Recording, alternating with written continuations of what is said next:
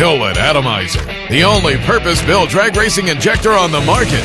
Built and manufactured by racers in the USA. Custom sizing and inlet designs, an all-new website, complete refresh service, and the only rebuildable fuel injector on the market. You get the right injector the first time. See why more champions run our injectors than any other brand at AtomizerFuelComponents.com. Induction Solutions, home of the world's fastest nitrous system. With an international name like Induction Solutions, you can expect nothing but the best. We are not like any other nitrous company. We are specialized in higher end and are truly customer based and not cookie cutter. Induction Solutions specialize in the design, installation, flowing, and tuning of nitrous oxide systems. Induction Solutions is the best source for your nitrous systems, as well as nitrous kits and thousands of parts. We have done thousands of nitrous systems over the years on just about any application you can imagine. From street legals to pro mods, we do them all. We are known for our direct port nitrous systems, both wet and dry, as well as plate systems, and our very own plenum system, the Punisher. All of our work is custom. Every single system is built specifically for your setup. We are always open to make our customers' nitrous dreams a reality. Check us out today at www.inductionsolutions.com or give us a call at 352-593-5900.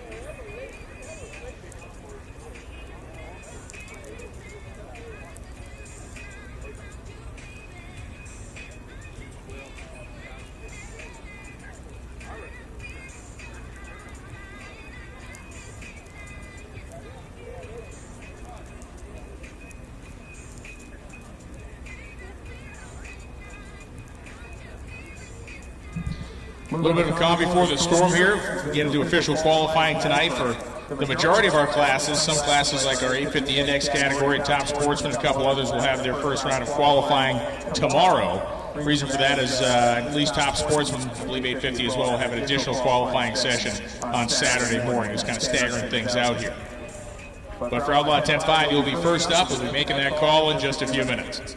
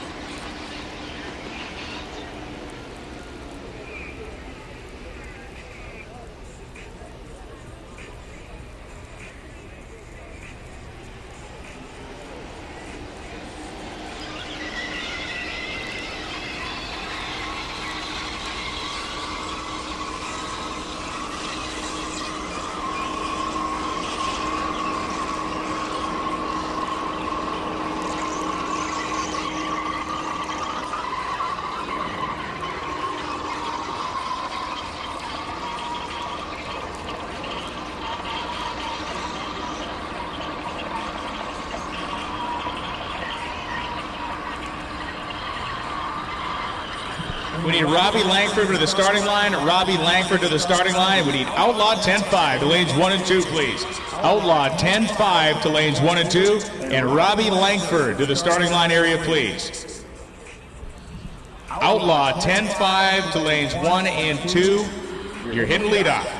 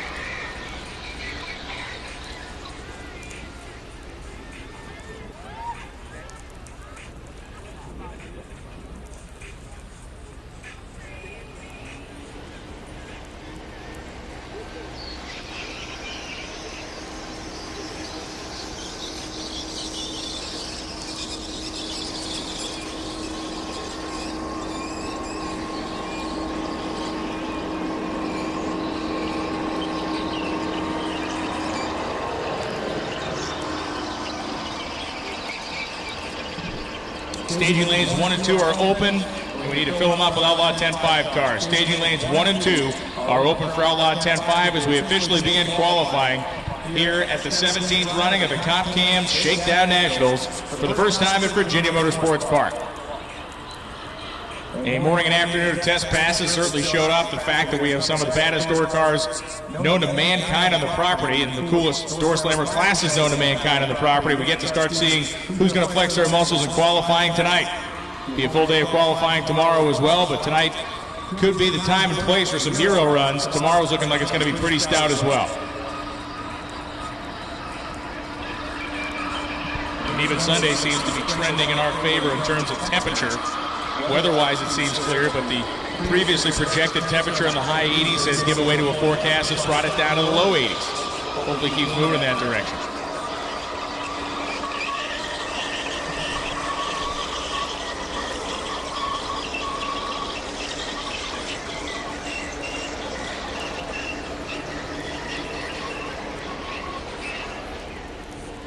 So there's a big A-frame by the timing tower, and as we complete classes, we will post the qualifying orders on that A-frame.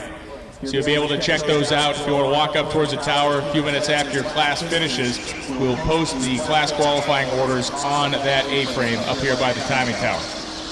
I'm sure they will also make their way to various social media places as well, but if you want to do it the old-fashioned way and move your feet and your legs, you can get it quick.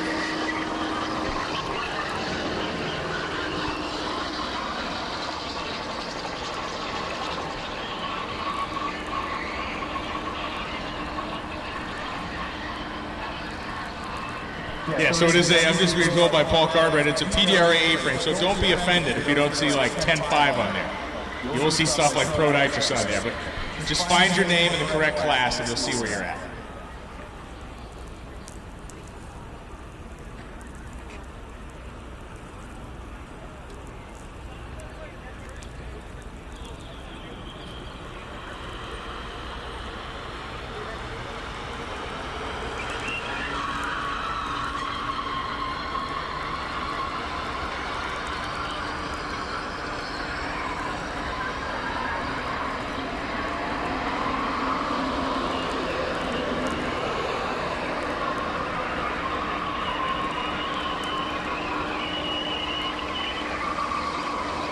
Trucks and trailers still coming to the gate. We got a couple of Outlaw 10-5 cars in the staging lanes. We need more. And we're seeing more roll in. Lanes 1 and 2.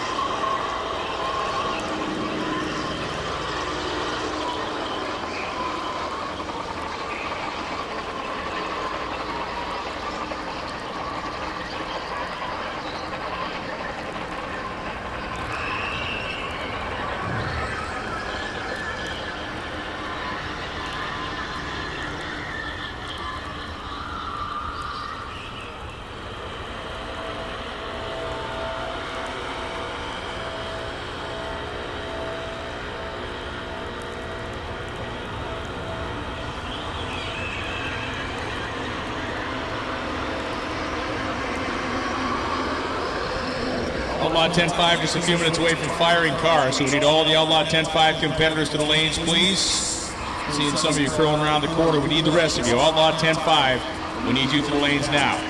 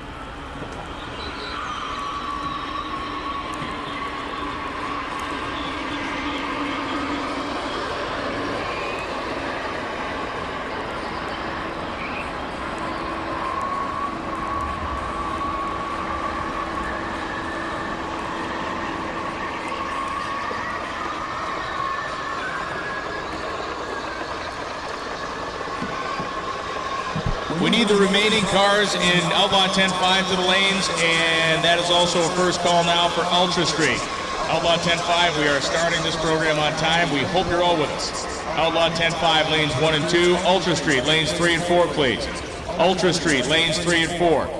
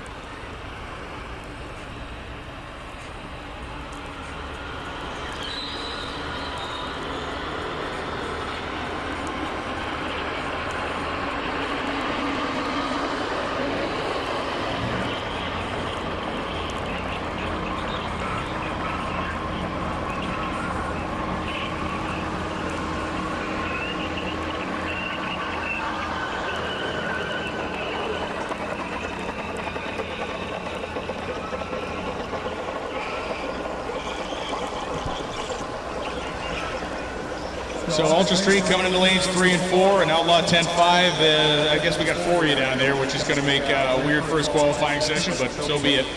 Lane 3 and 4 for Ultra Street, please. Ultra Street lanes 3 and 4.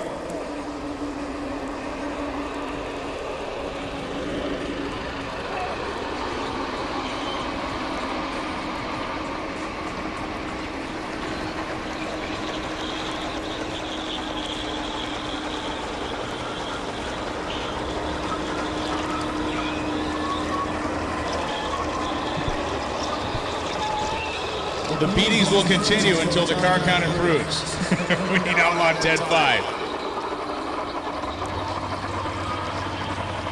To quote the great staging Steve Latemp, don't make me beg. Don't make me beg.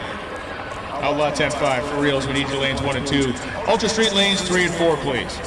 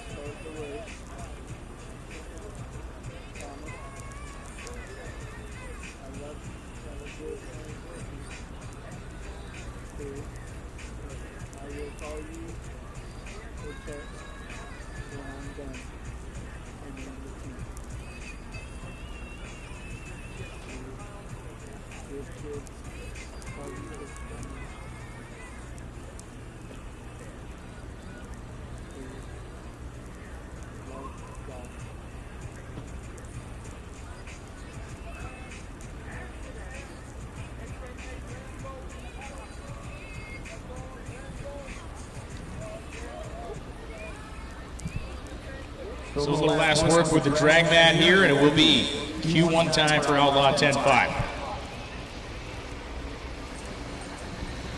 So make sure you spread the link, MotorManiaTV.com. They are live. They can go to their Motormania YouTube channel, or you can go to MotorManiaTV.com itself to watch. Big thanks to Virginia Motorsports Park and Comp Cams, along with Bill at Atomizer, Induction Solutions, JAMA Racing Ministry, PA Racing, Salvato Designs, and Orlando Speed World as the sponsors for the live feed here of the Comp Cam Shakedown 17. Make sure you spread the link, share the link, let everybody know they can tune in live tonight to watch first round of qualifying here at the Shakedown.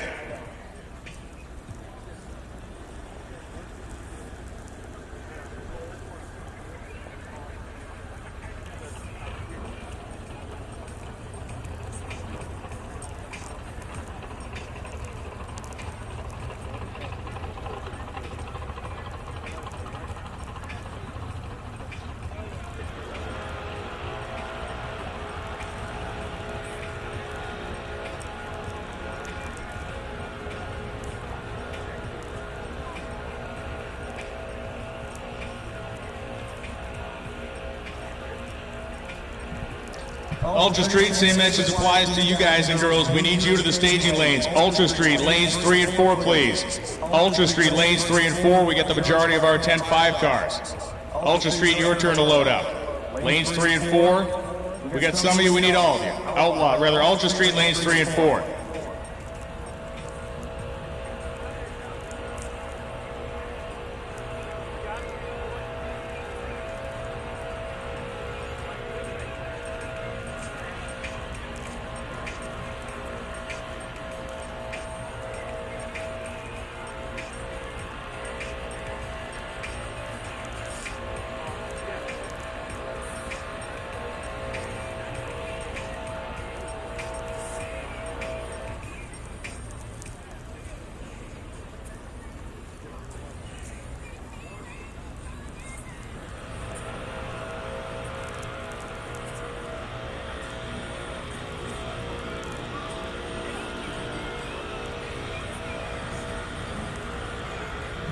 Traction compound will be going down now as Tyler lowering the boom quite literally on the sprayer out there.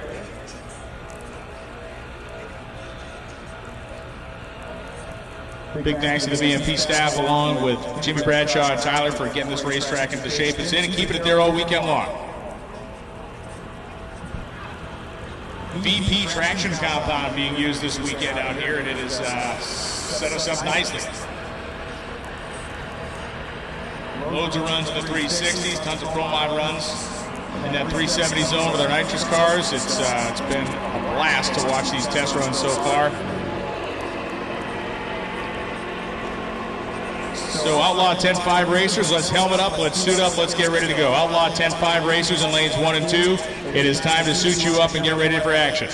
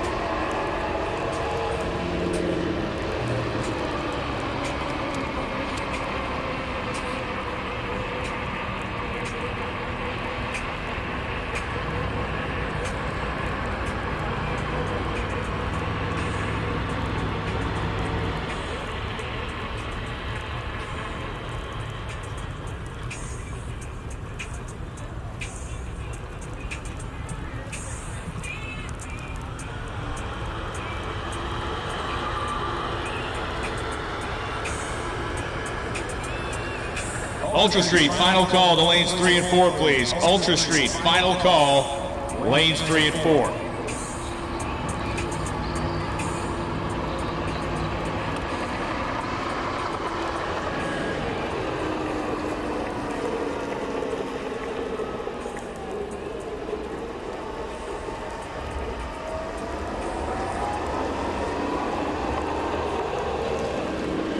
We'll take DXP 235 to lanes 5 and 6, please. DXP 235 to lanes 5 and 6. This is your first call. DXP 235, lanes 5 and 6.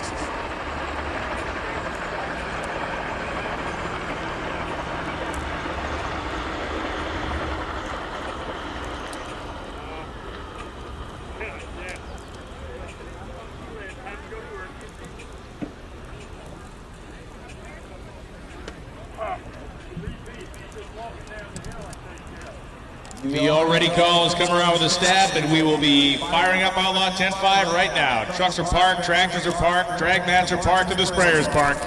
First pair of race cars here in Outlaw 10-5 are running under the tower.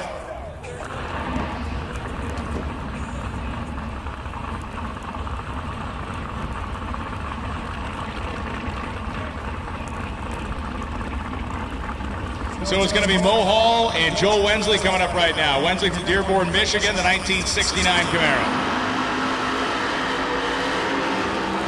Mike Moran power plant here for Wensley, and Mo Hall from Maryland. The 959 cubic inch nitrous motor, Gene Fulton engine in here. Tuned by Brandon Schweitzer.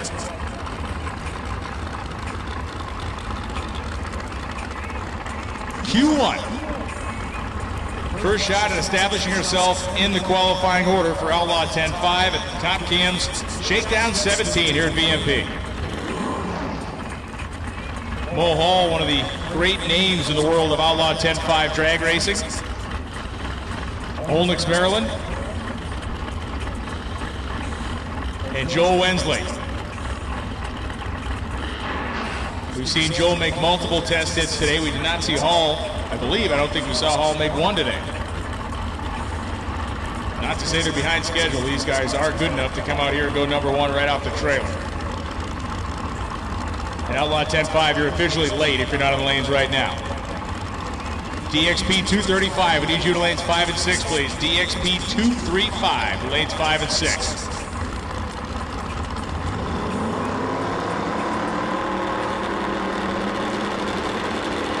Wensley in and gone. Mo Hall, 995 short time, and Hall goes 380 with a 5 at 194 miles an hour.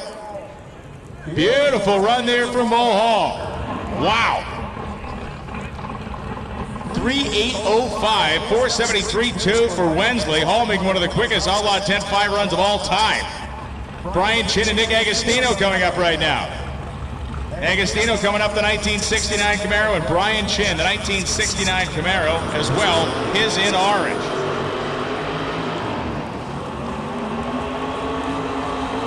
Chin reeled off some 3-second runs during testing today.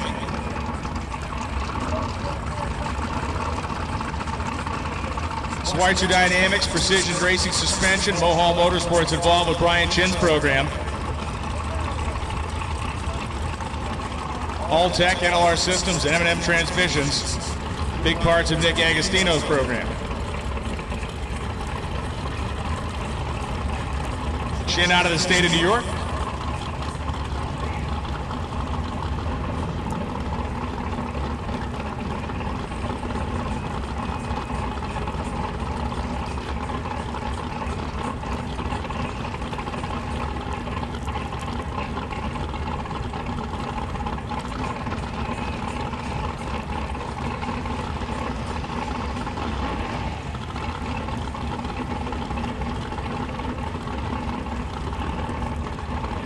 This is it, last and final call, Outlaw 10-5. Last and final call, Outlaw 10-5.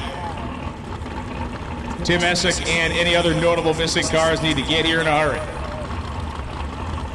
We just saw Mo Hall throw the hammer down, 380, off the trailer.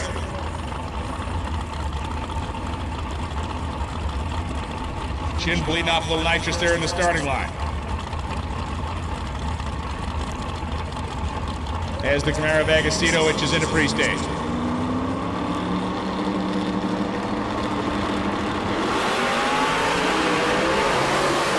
Brian Chin making a run for it, 396, 191. How about Nick Agostino? 387.7 at 205 miles an hour. Agostino caught a little off guard at the starting line, but this is not a reaction time contest in qualifying. It's laying down the best number possible. Tough to find a better looking car in the afternoon light than Blake Copson's 2017 Corvette.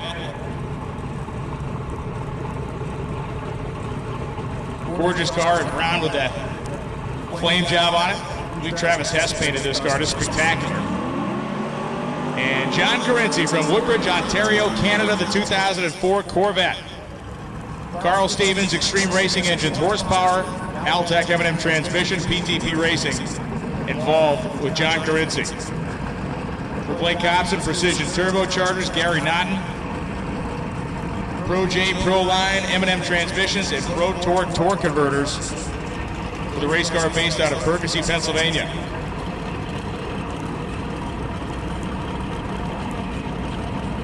A pair of Corvettes, a C6 and C7 generation car out there right now.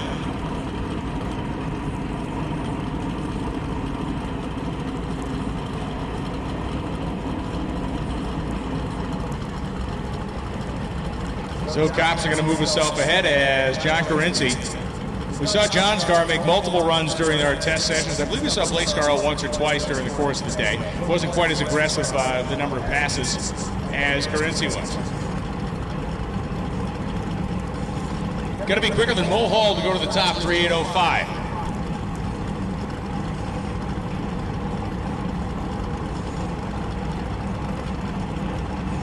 DXP 235 to lanes 5 and 6, please. DXP 235 to lanes 5 and 6. The two turbo cars spool up here at pre-stage.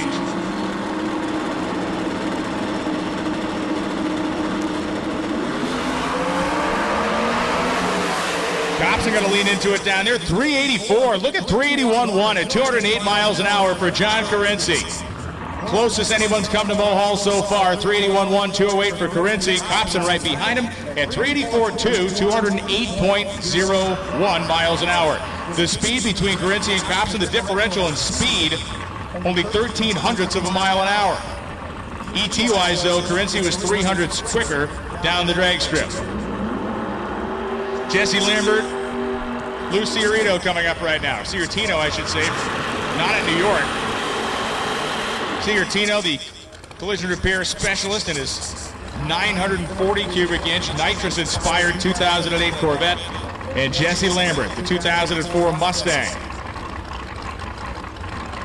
J&E Automotive, HFR Fabrication, Competitive Wiring, Cutaway Creations, AMS 2000, VP Racing Fuels, and Billet Atomizer on board with Jesse Lambert in the 2004 Mustang. Lambert's car made a couple of beautiful test passes today. The car would come out, kind of just hang the front end, land about 6 inches, 5 inches in the air, get on plane like a speedboat, go down the racetrack. If he can do that here again, he will also likely challenge Mohall for that #1 spot.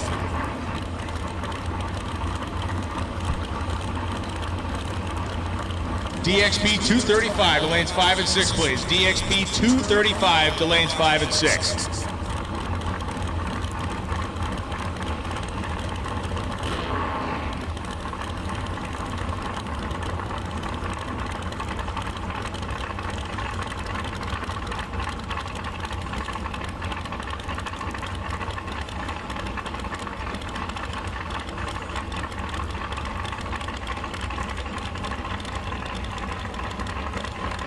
Warrenton, Virginia, home for Jesse Lambert. And again, Ciartino out of the state of New York.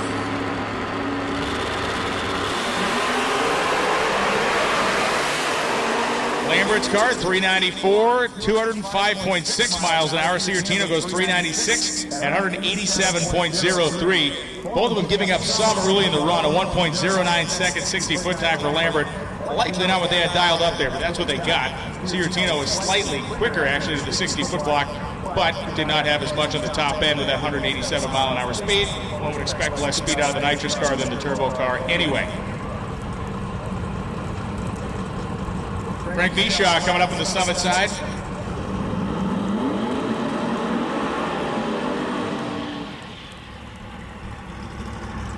Paul Major and Frank Bishaw. Major, the 2001 Corvette, J&E Automotive, Pro Torque, DMC Racing, Mickey Thompson Tires, PM Construction Services, that's Paul's business, and JRI Motorsports.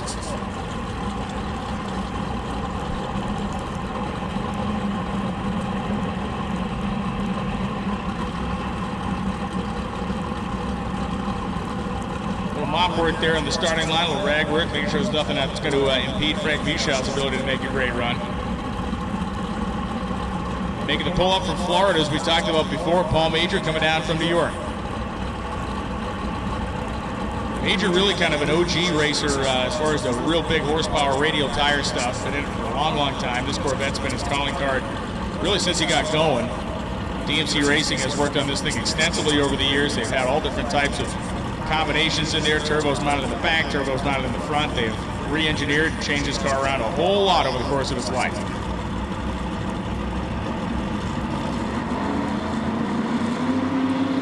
Frank and Paul at the starting line right now as Bishaw goes in first, Major follows it. Paul Major going to pull away at the top end, 387.4, 209.2 miles an hour, and that thing is printing time slips, which is good news for Paul Major and crew. 417.8, only 174 miles an hour for Frank, was not what he had in the cards there. Paul Major goes to the #4 spot on the strength of that 387. Tim Essick going to be coming up right now. Essick from Port Tobacco, Maryland, the 2018 Mustang known as Brown Sugar.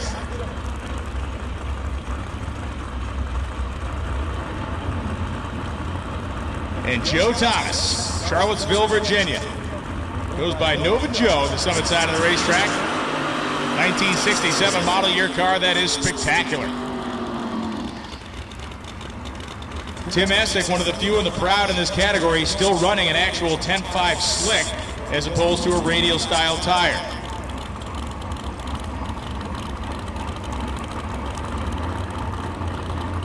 DXP 235, you are needed in the staging lanes as we're at the end of Outlaw 10.5 right now with one car left in the tunnel. So Outlaw 10.5, we are just about run through that category. Ultra Street will be next. It will be just a quick shuffle as far as the track goes before we go into Ultra Street. So if you're in Ultra Street and you're not in the staging lanes yet, you got to get there right now. DXP 235, you should be in there. If not, you should be on your way.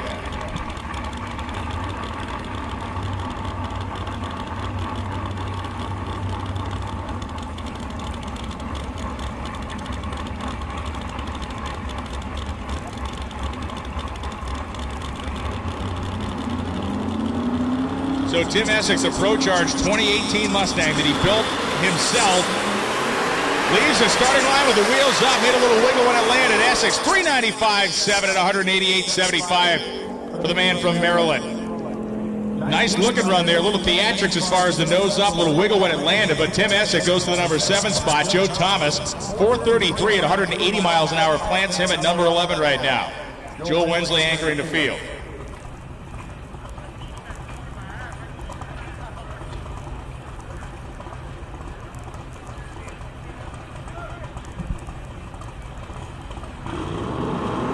Final machine in the category right now.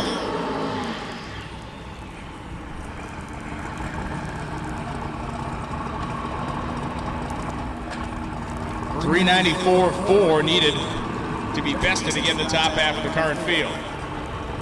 So maybe somewhere in the lower half of the 390s to be a top half qualifier at this moment in Outlaw 10.5.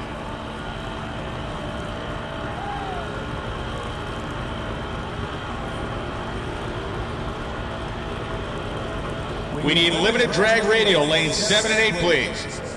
Limited drag radial to lanes 7 and 8. LDR, lanes 7 and 8, please.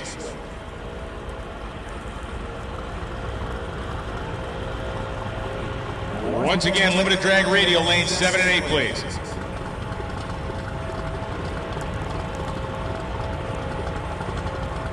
Ultra Street cars are headed under the tunnel, so Ultra Street competitors, if you're not in the lanes yet, you are way, way late.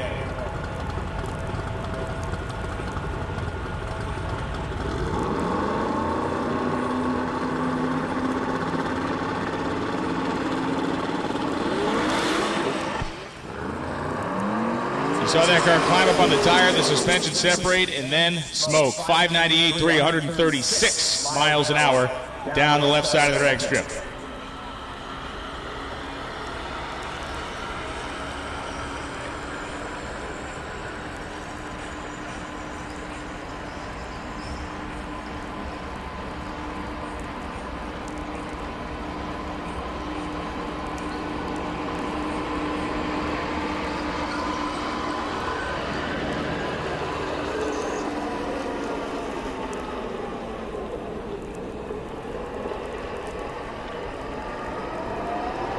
So after qualifying session 1, Mo Hall leads them all, 3:8:05 at 194, followed by John Carinci at 3:81.1, Blake Copson third, Paul Major fourth at 3:87.4, Nick Agostino fifth at 3:87.7, Jesse Lambert sixth, 3:94.4, Tim Essick seventh, 3:95.7, Brian Chin, 3:96.0 in the number 8 spot, and down the way it goes.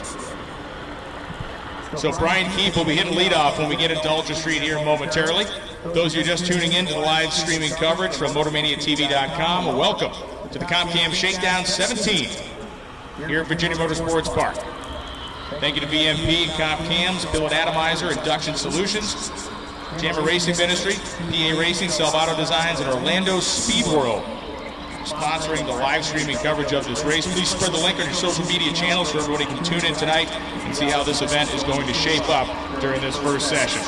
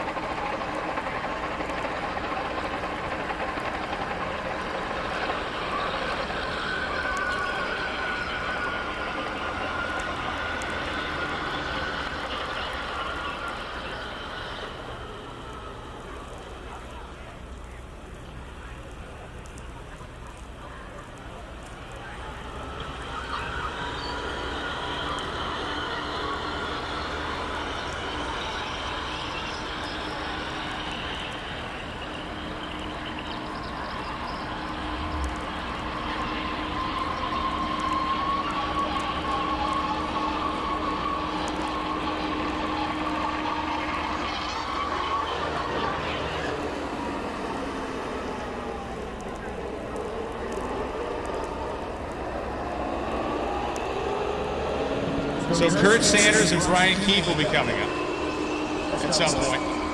Kurt Sanders, we apologize for whatever I was doing before. Calling you someone else. You're cooler than whoever I was calling you, just so you know.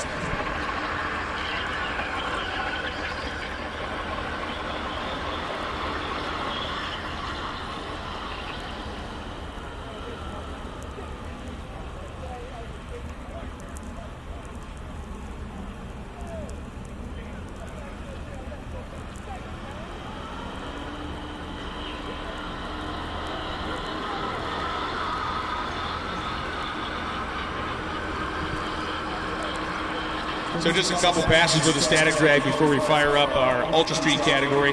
Hey, a couple of couples to recognize this weekend of camping over in our camping area. Happy 25th wedding anniversary to Chris and Natasha McCrae. Happy 47th wedding anniversary to Dave and Gloria Pierce. McCrae's had their anniversary on the 10th. Dave and Gloria will celebrate theirs on September 22nd. So congratulations on those wedding anniversaries.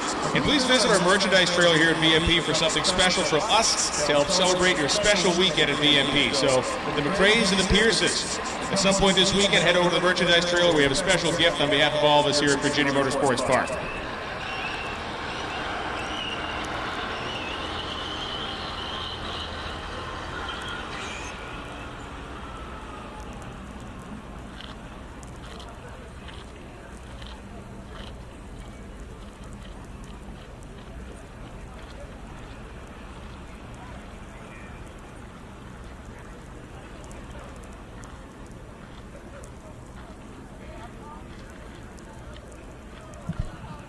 So Ultra Street is going to be an interesting category to watch right now because the existing record in Ultra Street is 4:59.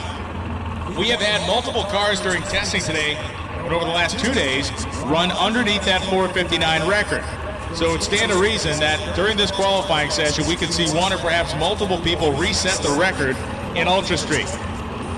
We'll find out if that actually happens as Joel Greathouse comes up to the starting line next to Brian Keefe.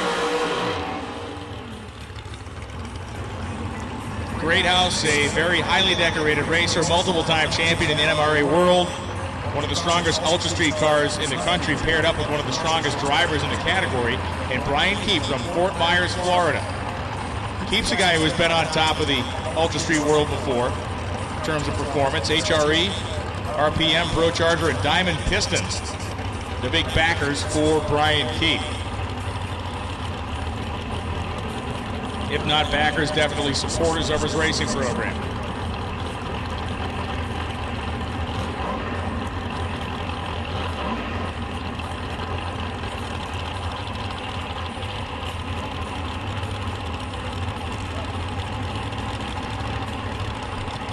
Keep inching himself ahead. Crew guy sets him right there. So plant that 4:59 number in the back of your mind. We'll see if anybody can challenge it during this session.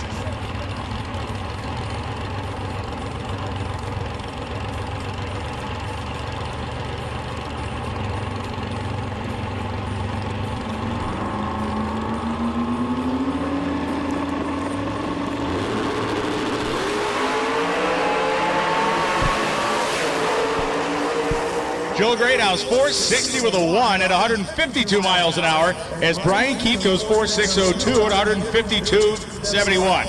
So right out the bat, we're about 100th within the striking distance of that 4:59 record. And this is a car right here that could blow it out of the water, literally. So Brian Keefe, currently the #1 qualifier, just a few thousandths ahead of Joel Greathouse. The speeds within 0.2 of a mile an hour, very similar combinations, very similar tune-ups to run within 5 thousandths. But it's Mark Rogers out of Salisbury, North Carolina, that has run big numbers. He ran a couple of hundredths under the existing record yesterday. Rodney Reagan from Babylon, New York.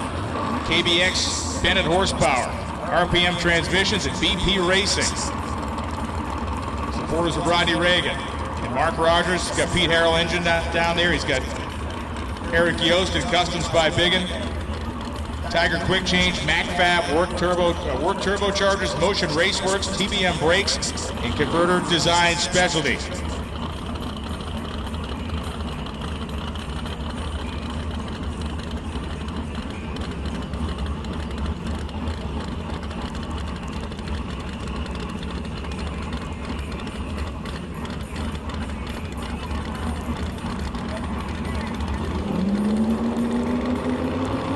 need limited drag radial to 7 and 8, please. Limited drag radial to 7 and 8. And here comes Mark Rogers. He spun the tires.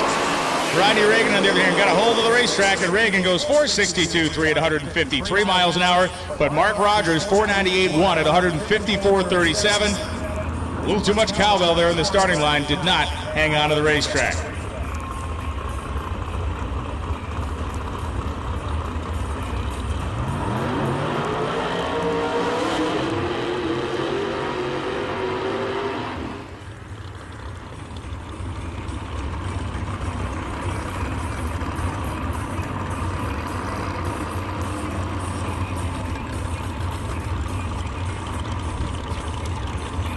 Tyler Bettle and Scott Parson coming up right now. Parson from St. Thomas, Pennsylvania. First we've seen of this car all day. And Tyler Bettle from Syracuse, New York, the 1982 Camaro.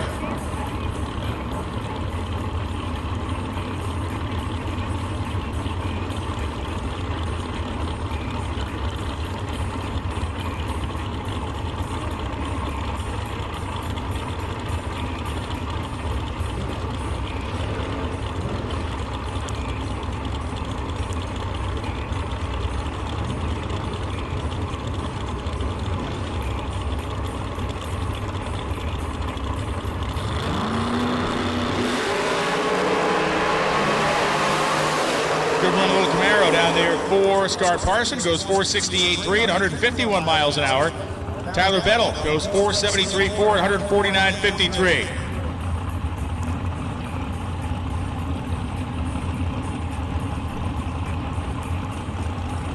What a Pontiac GTO rolling up. Dan Moore out of Middletown, Delaware, the nitrous outlet Moore quality fabrication machine. And Steve Beston Jr., Wrightsville, Pennsylvania, the current record holder in Ultra Street. The guy trying to fend off some of these fast cars this weekend, running in great conditions here at Virginia Motorsports Park on an expertly prepared surface. Lanes 7 and 8. We need limited drag radial. Lanes 7 and 8, limited drag radial, please. Once again, 7 and 8 for limited drag radial.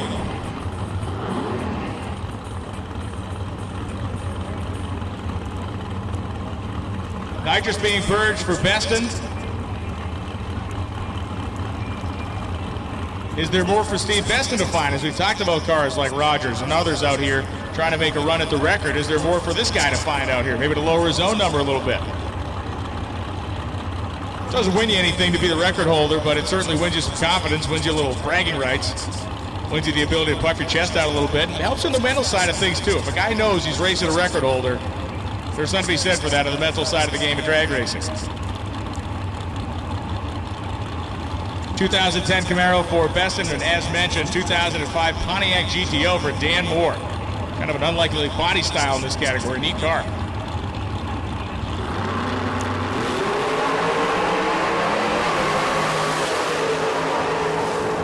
Beston 464.2 at 153 miles an hour is Moore. Goes 502.8 at 135.05.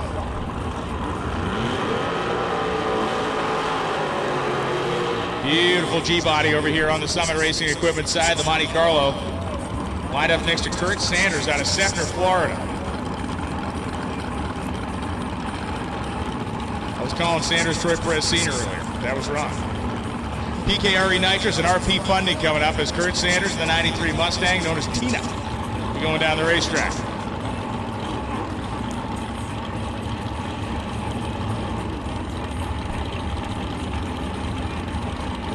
Quick little race car that kind of lures them in because it doesn't look like much, but boy, it can run.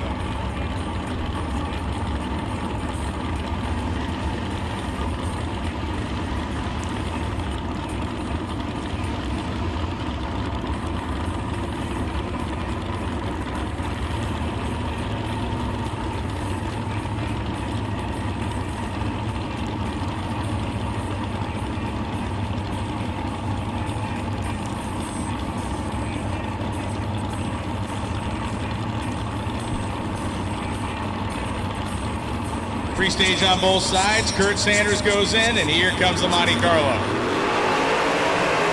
Wheels up wide for the Monte. You saw the pedal job to set it back down again. Sanders goes 474.2 at 148, as the Monte Carlo goes 5006 at 144. Standing tall on top of the field continues to be Brian Keefe. 4.602. You basically got to find your way into the 50s. You got to find your way to that world record number in order to qualify number one at this point. Unless you can really thread the needle and run 4.601.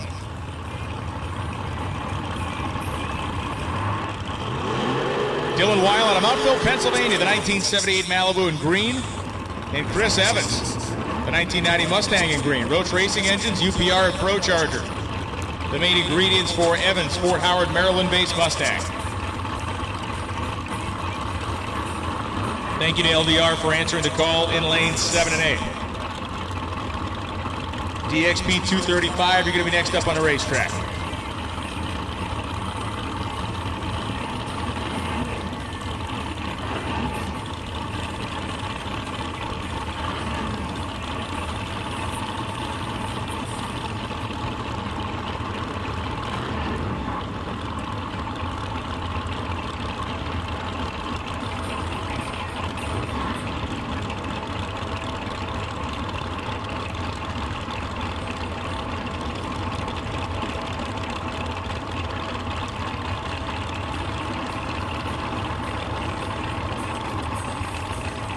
Nitrous Burge here for the Malibu of Weil as Chris Evans creeps it ahead and gets ready to fire off. Man, you see Evans bouncing his way out the starting line. Weil goes 4.75.9, 151.27 as Evans goes 5.057, 145.75.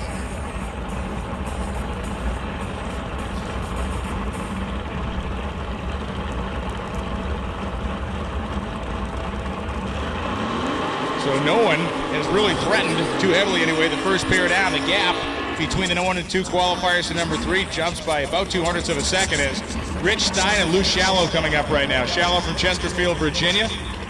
2000 Chevrolet Camaro, 584 cubic inch big block Chevy. Lou's Lawn Service, Randall's Racing and Machine Shop, AED Fuel Systems, helping Shallow get to the races. And Rich Stein from Woodsboro, Maryland, the 1990 Mustang.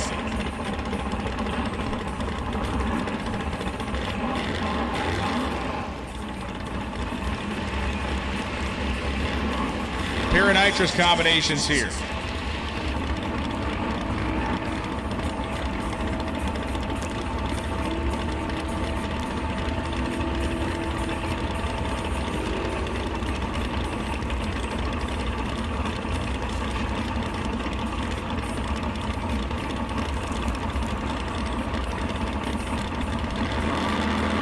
Shallow creeps in, spins the tires, roasts him right off the step of the throttle. Rich Stein, the clean little fox body, goes 4.76.3 to 147.15 miles an hour. And that is that as far as Ultra Street goes. So qualifying order is Brian Keefe, followed by Joel Greathouse, Rodney Reagan, Steve Beeston Jr., Scott Parsons, Tyler Bettel, Kurt Sanders, Dylan Weil, Rich Stein, Mark Rogers, rounding it out with Dan Moore, Chris Evans, and Louis Shallow after round 1 of qualifying. But Keefe and Greathouse flexing their muscles right out of the gate. Rodney Reagan 3 and Steve Beeston Jr. number 4 at 4.64.2. Looking forward to watch multiple qualifying sessions of Ultra Street tomorrow.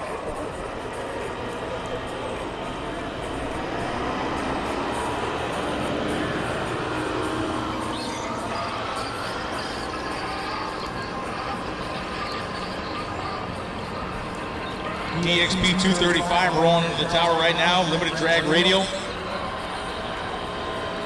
LDR should be stacked up in lanes 7 and 8. LDR should be stacked up in lanes 7 and 8.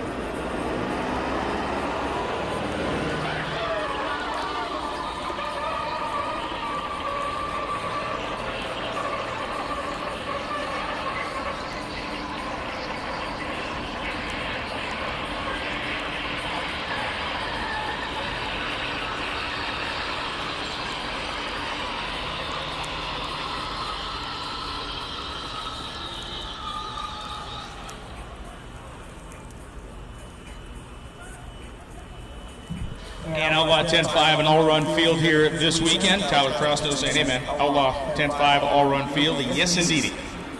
So if you're on the qualifying sheet, you will be in the first round of eliminations in Outlaw 10-5.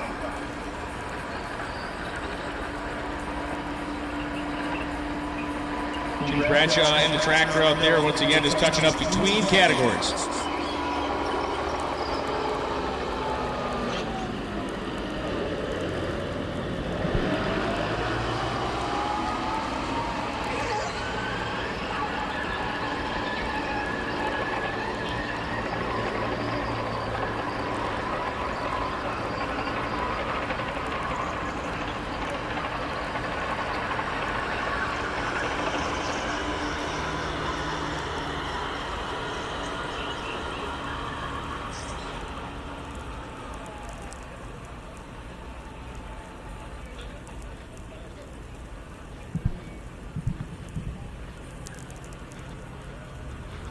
Tractors Park going to be firing up DXP 235, and the current class record holder Martin Connolly is on the property here. 5:03, the class record in the category. That's Martin Connolly. We'll see his orange Mustang at some point. Not sure where he's fell or fallen into the order here of the staging lanes. Oh, he's right up front. Connolly from Salyersville, Kentucky, the Tritflow Haltech, Tin Soldiers, Bischoff, engine-powered machine, Red Horse Performance, TRZ Motorsports, ProCharger, Mentor Motorsports, and RPM Transmissions helping out the record-holding operation of Martin Connolly, and Jason Mack from Dade City, Florida, the 1998 Mustang on the Summit Racing side. Mack Auto Repair, his business. And now he's able to come out here and compete in DXP 235. It's a small block blower combination for Martin Connolly. Certainly a guy that is favored to be one of the big hitters this weekend.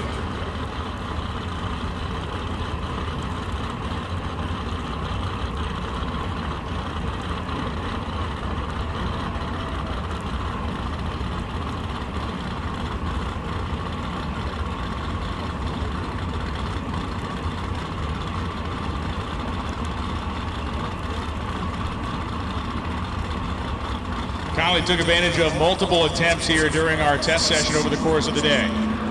Jason Mack also found himself on the racetrack once or twice. For Mack, no dice out there. For Martin Connolly, he will go across the finish line stripe. 5:03.4. 4,000ths off his previous best at 140.47 miles an hour, basically running on the class record as Jason Mack goes 671.5.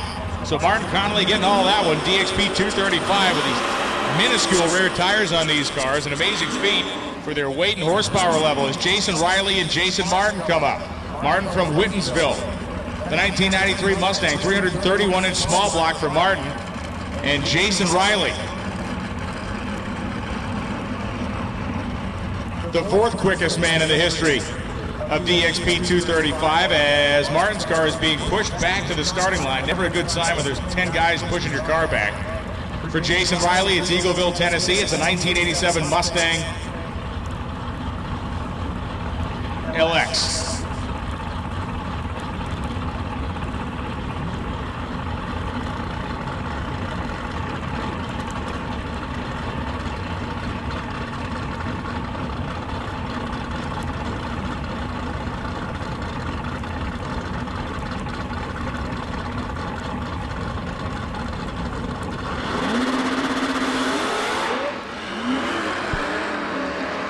Trouble off the starting line for Jason Riley, as Riley will go through the 8th mile a lot slower than he anticipated. 8:14 at 79.92 miles an hour.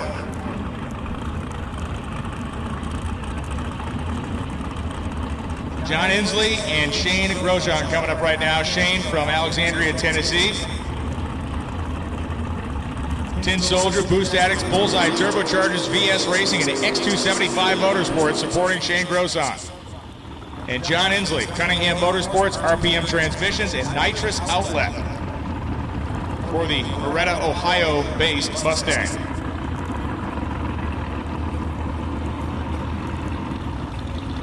John Inslee's run a career best of 5:17.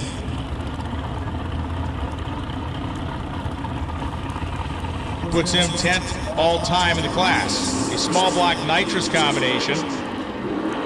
He is the quickest small block nitrous combination in the DXP 235 world at the current time. Limited drag radial machines, those of you not in the staging lanes are officially and unequivocally late, as we are getting down towards the end of DXP 235.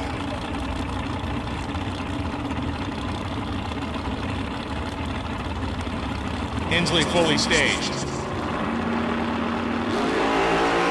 Inslee goes out, has to pedal the thing as it went into a dead hook style wheel stand, and Inslee goes 5:16 with a 6. Even with the pedal, his career best run, 5:34.4, 1:34 for Shane.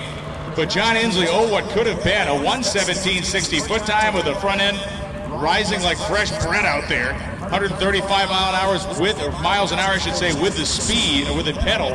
But 5:16.6 puts him number 2. 13 hundredths behind Martin Conley, who has put a monster-sized gap between himself and the rest of the field.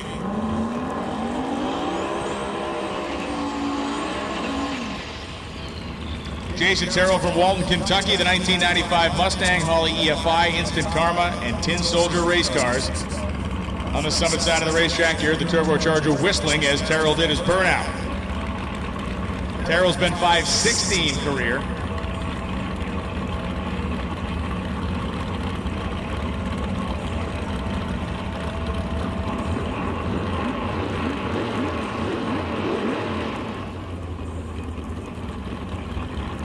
Mustang on the right side of the racetrack. Pull this thing into gear and head forward to pre-stage.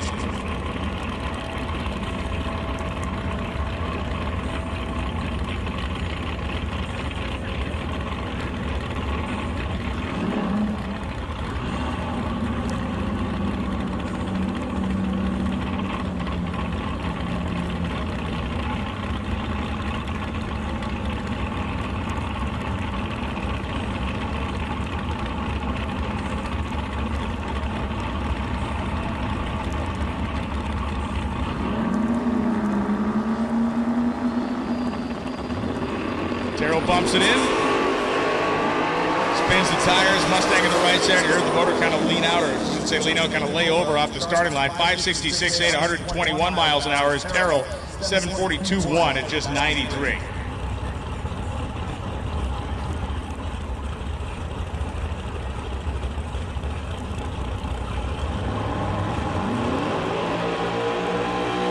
And here comes the fridge. Austin Keene from Potomac, Illinois, the 1984 Buick Regal, K&S Motorsports, G4G Machine Shop.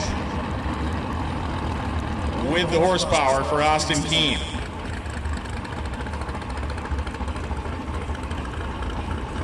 Austin Keene, the second quickest car in the world of DXP 235 racing, career best of 5:09. Maybe he could close the gap between the field and Martin Conley.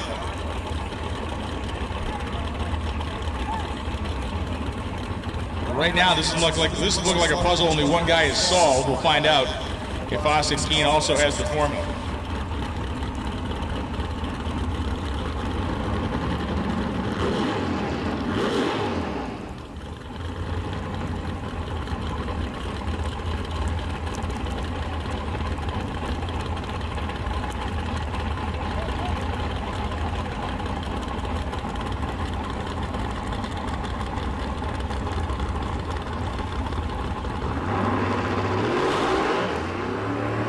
Nothing doing for Keene. Spun the tire very early in the run, pedals it, goes 593 at 134.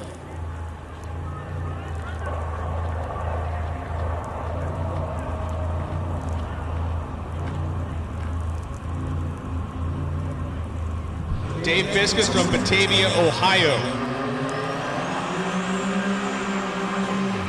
And your ears aren't lying. That's a turbocharged V6 TRZ Motorsports. Road Performance, Barker Machine, and RPM Transmissions. Working with Dave Fiskus to make the true Grand National go down the racetrack. Not a V8 swap deal, but a legit turbocharged V6 under the hood of this thing. Buick fans everywhere rejoicing over that fact.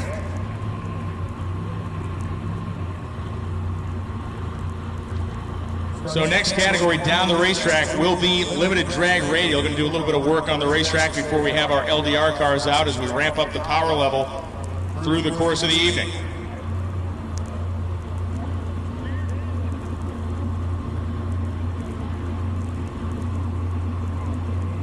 And we need Pro Modified. Pro Modified to lanes 1, 2, 3, and 4, please. Pro Modified to lanes 1, 2, 3, and 4.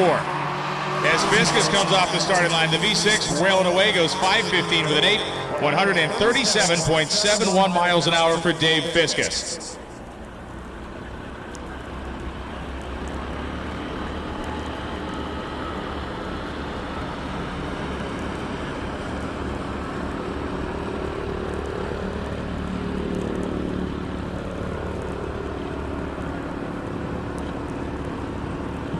So Dave Fiskus ends up number 2 in the Buick. Martin Conley leads the class, 5:03.4. Then Fiskus, John Inslee, Shane Grosong. Then we go down to Austin Keene, Jason Mack, Jason Terrell, and Jason Riley after round 1 of qualifying in DXP 235. Martin Conley has the field covered at the moment anyway by a 10th of a second.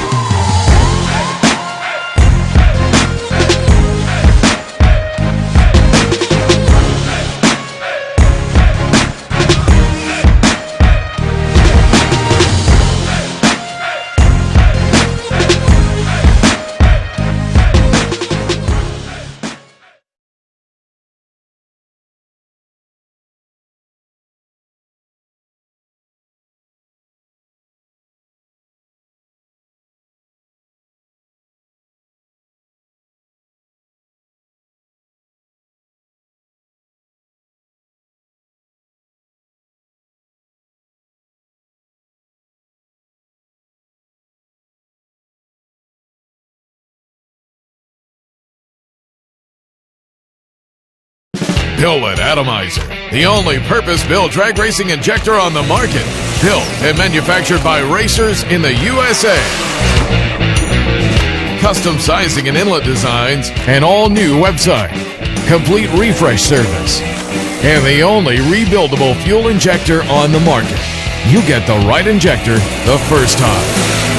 See why more champions run our injectors than any other brand at atomizerfuelcomponents.com.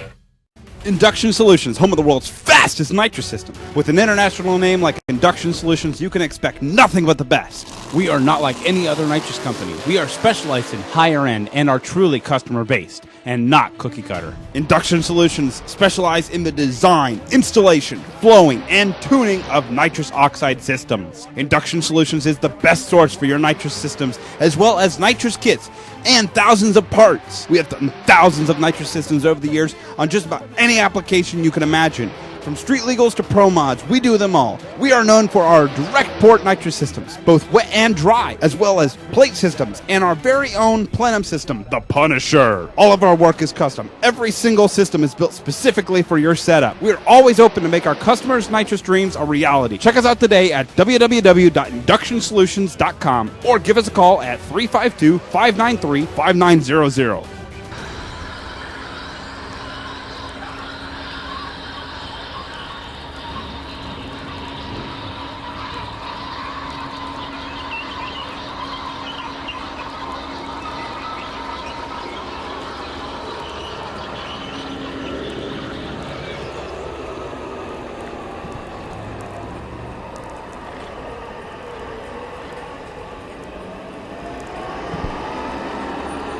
Cool, beautiful day here at Virginia Motorsports Park has certainly given us great conditions to race in and Thankfully, Mother Nature is going to give us great conditions to race in all weekend long. For our qualifying tomorrow, and final elimination is going to be happening on Saturday. Make sure if you're watching the live stream on MotorMediaTV.com or their YouTube channel, make sure you share that. Let all your friends know they can tune in and watch great drag racing on a Thursday evening. Rare occurrence to be able to do that. Watch some great heads-up qualifying action here on a Thursday night.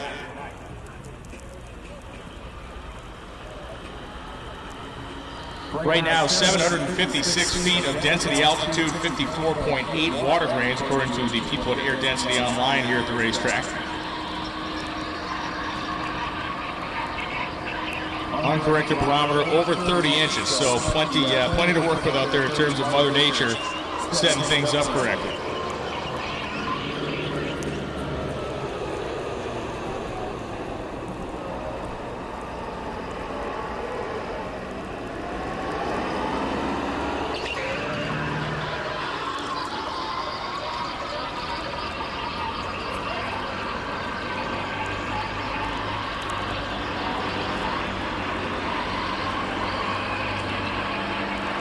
Fresh splash of the moose juice down there on the racetrack. It is VP Racing Fuels traction compound being used here this weekend at Virginia Motorsports Park for the Comp Cam Shakedown.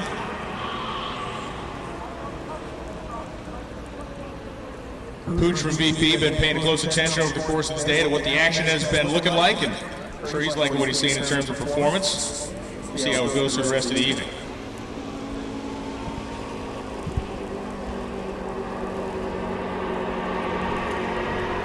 Flying A Motorsports here this weekend, set up in the staging lanes. You got a 43-foot Gold Rush gooseneck with a bathroom. They got a sale price on that trailer for this weekend. Make sure you go down and check it out. Also, they are providing water to racers. They have water available in the staging lanes in that trailer. And tomorrow they will also have water available at the top end for you when you climb out of your race car. So thanks to the people at Flying A Motorsports for stepping up and providing that nice service, as well as a great deal on a trailer for anybody who's out there shopping for something to drag their race car around it.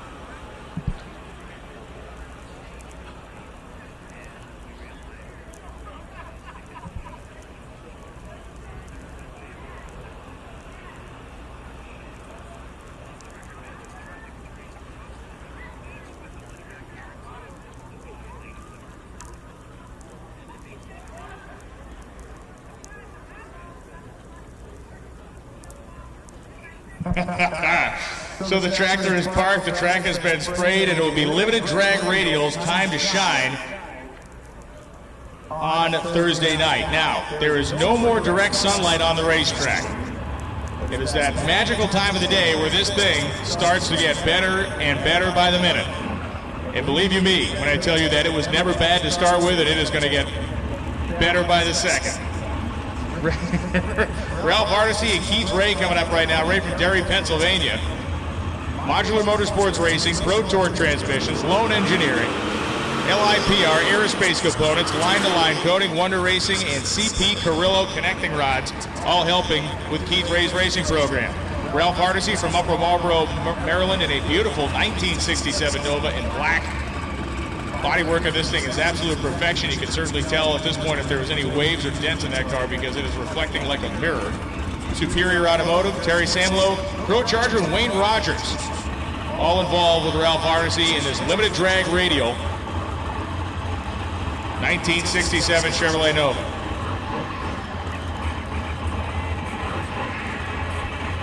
Keith Ray with the modular power plant. It's going all forward in this thing. There's no Chevrolet engine under the hood.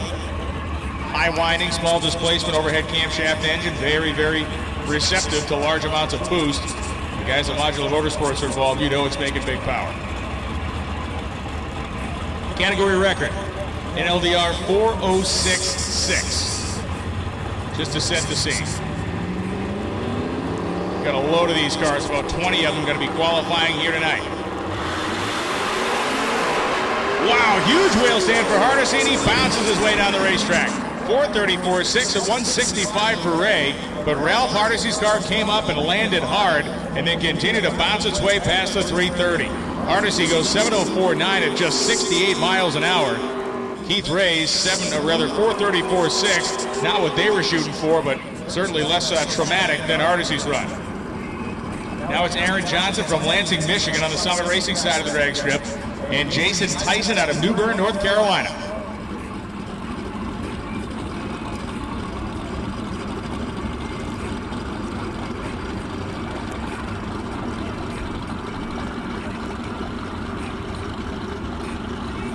Aaron Johnson's Mustang, rather unassuming looking.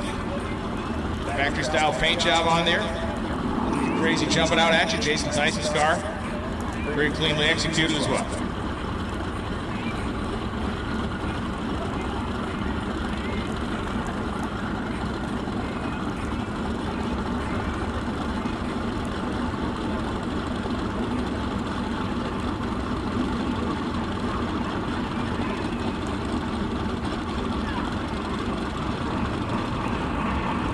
Aaron Johnson, pre-staged.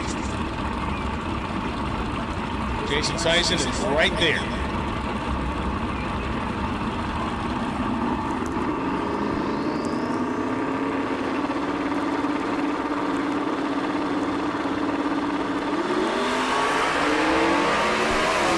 Clean and mean on both sides of the racetrack. How about a 4:29 at 156 for Tyson, a 4:86.6 at 149.56. 59, I should say, for Aaron Johnson. So Jason Tyson goes to the #1 spot on the qualifying sheet with a 4:29. It's just interesting to see how long that stays there. Likely not too long, but hey, he's there for now. Johnson's 4:86 puts him #3. Ed McGinn from Rochester, New York, and Jim Munson from Michigan. Work Turbochargers, Hutch Trans Services, VP Racing Fuels, High Voltage Automotive, Team 7 Motorsports, and Billy Briggs Racing Engines. Helping out Jim Munson. And Ed McGinn, that very clean 4th generation Trans Am.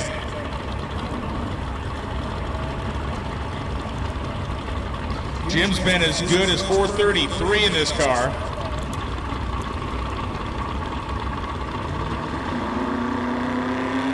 Ed McGinn going to try to run somewhere down in that neighborhood to find out how quick he can go here in the Pontiac. Will not go there as McGinn's car wipes the tires off, and Jim goes 4:25.4, 182 miles an hour. Very nice run for Jim. Good enough to momentarily, anyway, place himself on top of the sheet.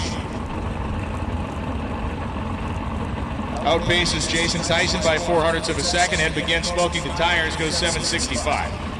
Scott Husted and Chad Henderson coming up right now. Henderson, the monstrous nitrous injected 1987 Grand National. And Scott Husted for Newport Richey, Florida, the Fast Forward Racing Engines AMS Fuel Tech sponsor machine. Carmack Engineering and Motion Raceworks also involved with Scott Husted. And crew chief on this car is Bob Hollingsworth. Chad Henderson, it's Henderson Farms, PTC Converters, VP Racing Fuel, CTR, and Mickey Thompson Tires. Everybody loves the 1987 Grand National with the nitrous motor literally climbing out of the hood. You can see the throttle bodies there as he purges the nitrous. Chad Henderson has been 410. Not today, but over the course of time in this car. Back at lights out, he made that 410 pass. Scott Husted, guy who has certainly jumped in with both feet to limited drag radial competition over the last couple of seasons.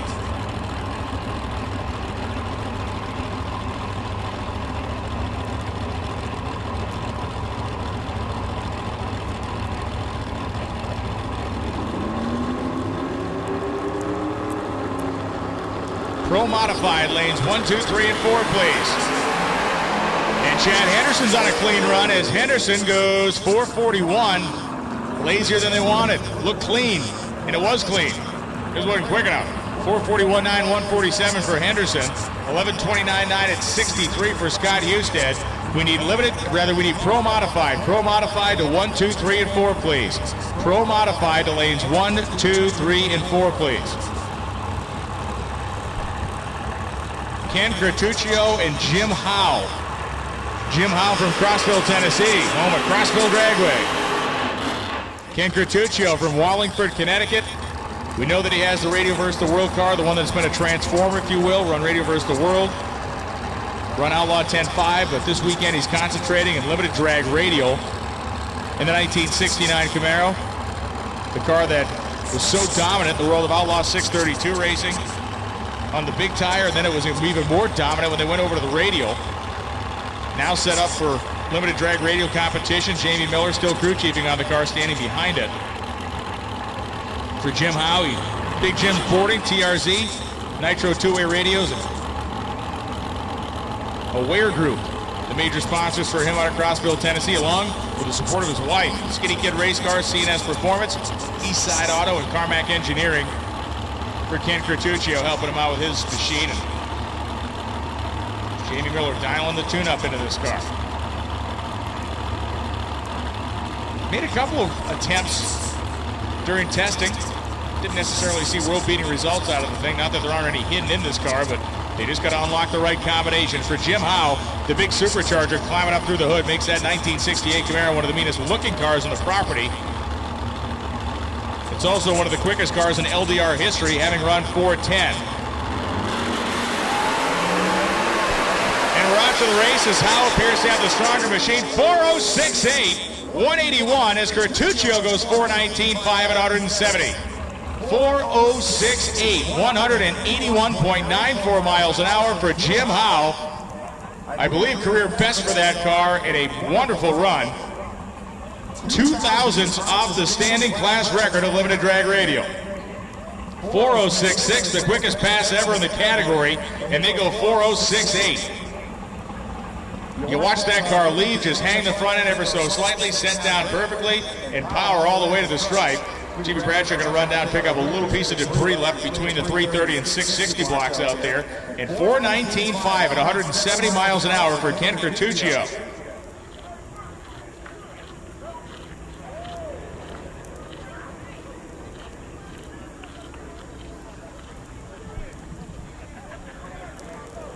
$170-mile-an-hour speed for Ken down the racetrack. And that 419 puts Ken currently in the number 2 slot. Jason Etheridge and Jacob Nauman will be coming up next. The 1970 Nova for Jacob and Jason Etheridge from Alabama, his 2004 Mustang. Capstone Realty is better half Christine and Jimmy Blackman, Straight Line Motorsports. Deeply involved with Jason Etheridge's program. For Jake Nauman, it's Nauman Plumbing and Precision Chassis. 2 stunning race cars, but man, you got a double take on that 1970 Nova. It's got all the factory trim on it. That thing is brutally awesome.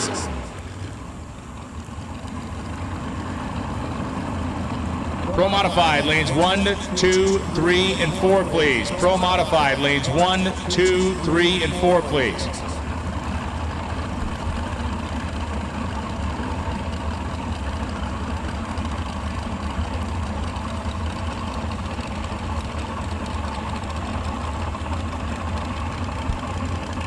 Listen to this.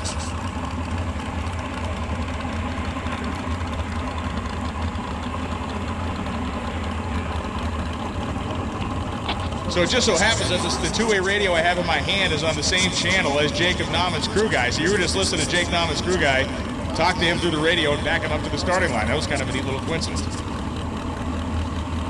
Nitrous purge there for Jake.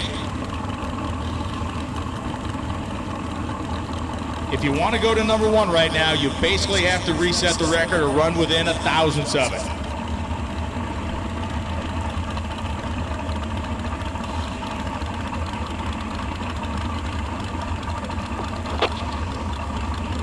Very calm environment down there. I like those guys just kind of chatting their way through the process.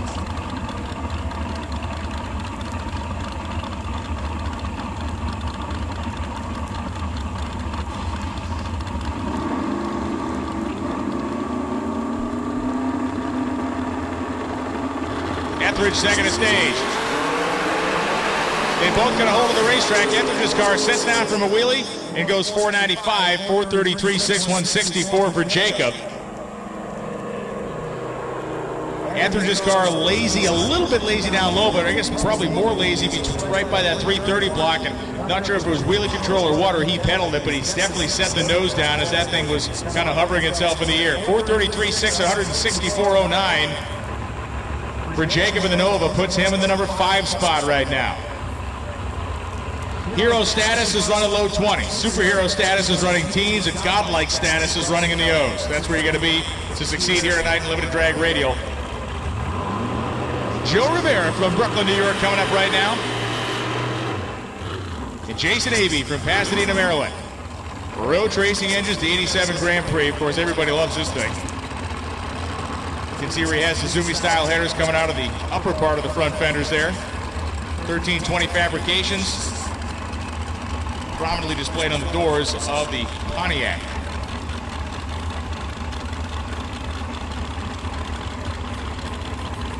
And Joe Rivera making his way back, showpiece of a 1968 Camaro.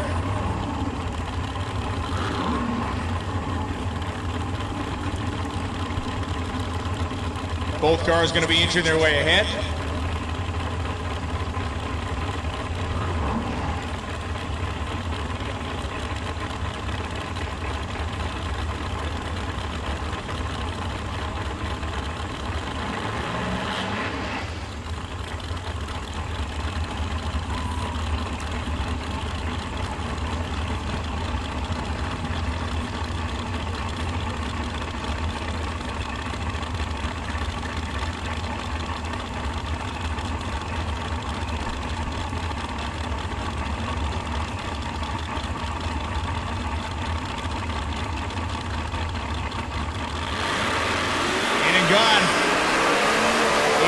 First, Rivera's car, a nice little wheel stand out there. 430 at 168 for Joe Rivera.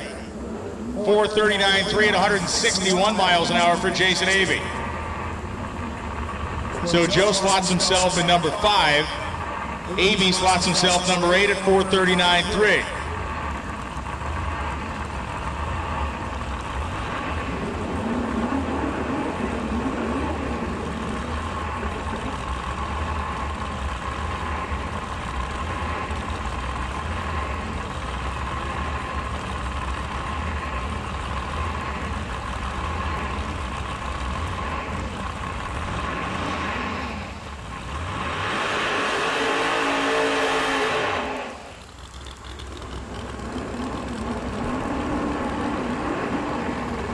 Lyle Barnett and Andy Manson coming up right now. Thank you to Andy Manson. Why?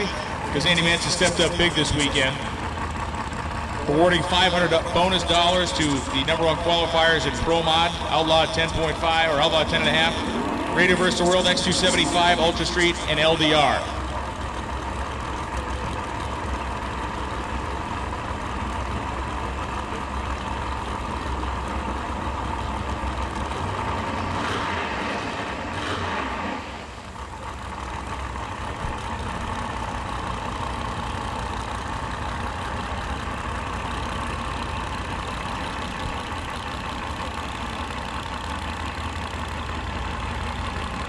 So it's going to be Manson on a solo here out of Manassas, Virginia.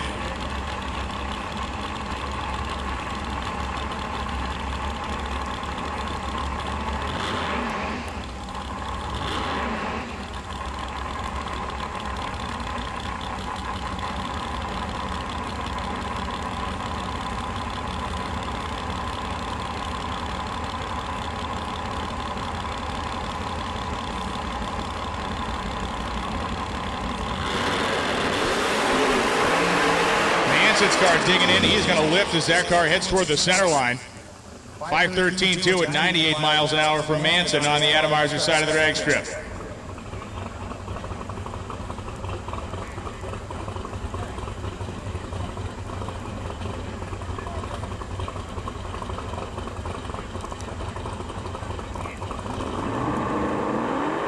Shane Stack from Huntsville, Alabama, going to be coming up next. 86 Monte Carlo. Stack, the first champion that the LDR category ever had during its inaugural season just a few years back.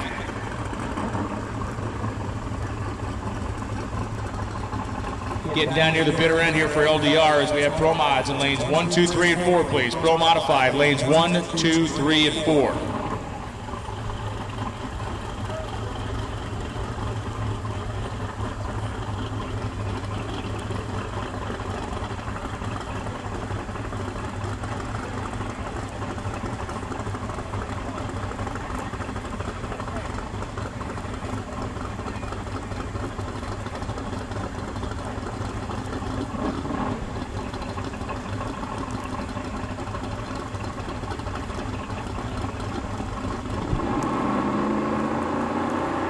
So Shane Stack, final car down the racetrack here for this first qualifying session of Limited Drag Radio. And Stack starts getting after it early. Stack goes 4:11.9, 188.91 miles an hour, 113.60 foot time, 281 to the 330, and 4:11.9 through the lights for Shane Stack, making him the number 2 qualifier.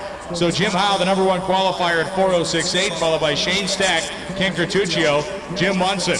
Jason Tyson, Joe Rivera 6, Jacob Nauman 7, Keith Ray 8, Jason Avey 9, Chad Henderson 10, Aaron Johnson 11, Jason Etheridge 12, Andy Manson 12, Ralph Hardesty 14, or rather Andy Manson 13, Ralph Hardesty 14, and begin 15, Scott Husted, number 16 on the sheet currently, as we'll be continuing qualifying in LDR tomorrow.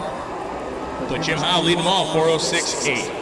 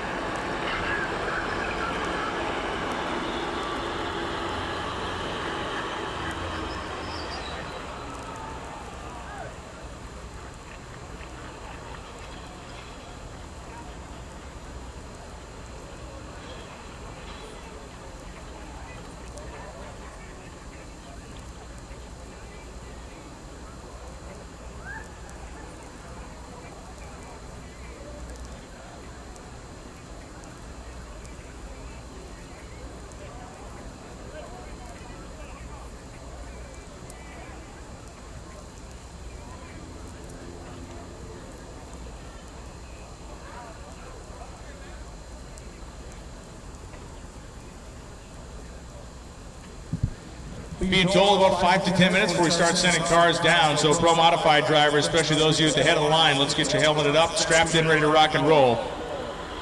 5 to 10 minutes before we start sending our Pro Mods down the racetrack. So drivers, let's get strapped in, ready to rock and roll.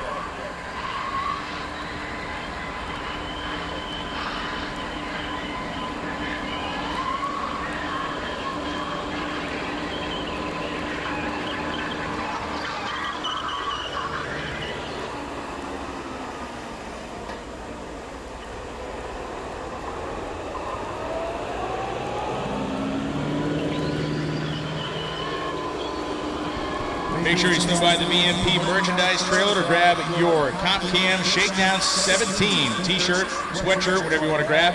Tonight might be the good night for the sweatshirt. Maybe later on in the weekend you strap the t-shirt on because it gets a little warmer. But the Shakedown Nationals 17 brought to us by CompCam's merchandise is for sale over at the VMP merchandise trailer. So make sure you get on that. Handle it earlier in the weekend. As folks are traveling through the race weekend here, they're going to be running short on those, so we only have a limited inventory of those shirts. Make sure you get yours today. Concession stands are open as well. Perfect time to grab yourself something to eat before you settle into the grandstands. Watch Pro Modified and Radio vs. the World qualifying tonight, as we have Pro Mod, Radio vs. the World, and X275 yet to come.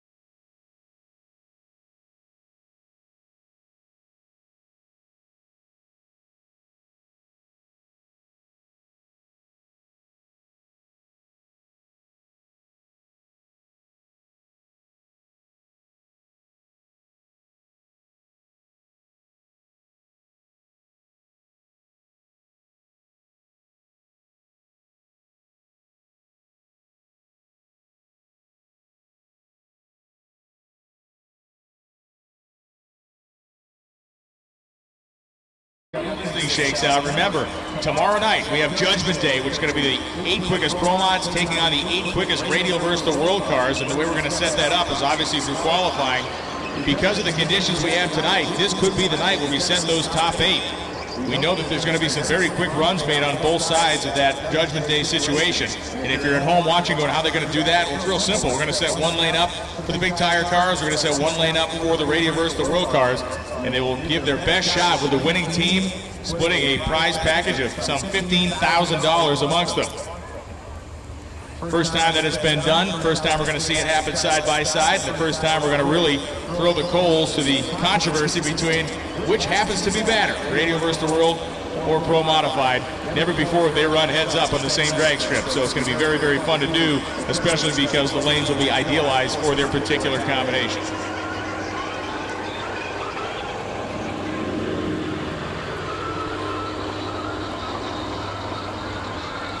Loads of runs made in the 360s and 370s between the Radio vs. the World and Pro Modified cars over the course of the day. We check back in on our atmospheric conditions here. We know that they are certainly coming around, and they didn't have to come very far around to be great. 756 feet at last check, and it has dropped another 100. So the DA right now, 644 feet, sinking like a stone. All right, park of the farm equipment. We are done harvesting traction out there. We're now going to harvest some race cars. And the rumble of a couple of big nitrous engines will be fired up here underneath the timing tower at Virginia Motorsports Park as we really start to unleash the beast. We saw some great runs in limited drag radial. gave us a little taste of what we can expect here out of the Pro Mod category.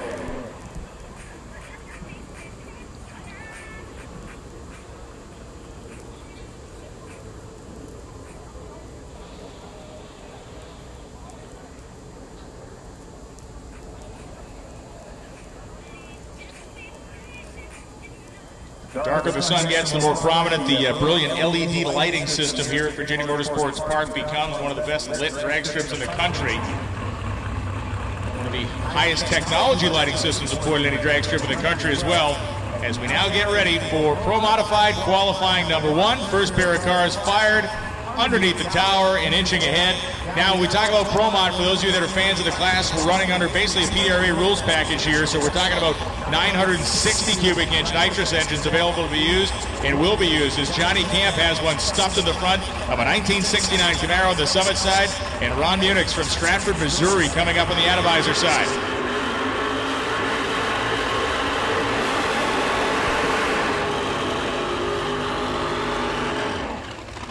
So Johnny Camp, the Pat Busey engine, Ron running rear Morrison power. Jeff Pierce Tuning, Dave Claremore RV, a sponsor for Ron. And Tammit Electric, Camp Brothers Enterprises, the backing here for Johnny Camp. All right, man, you were just out on the racetrack. Give me the report. It's rather tight.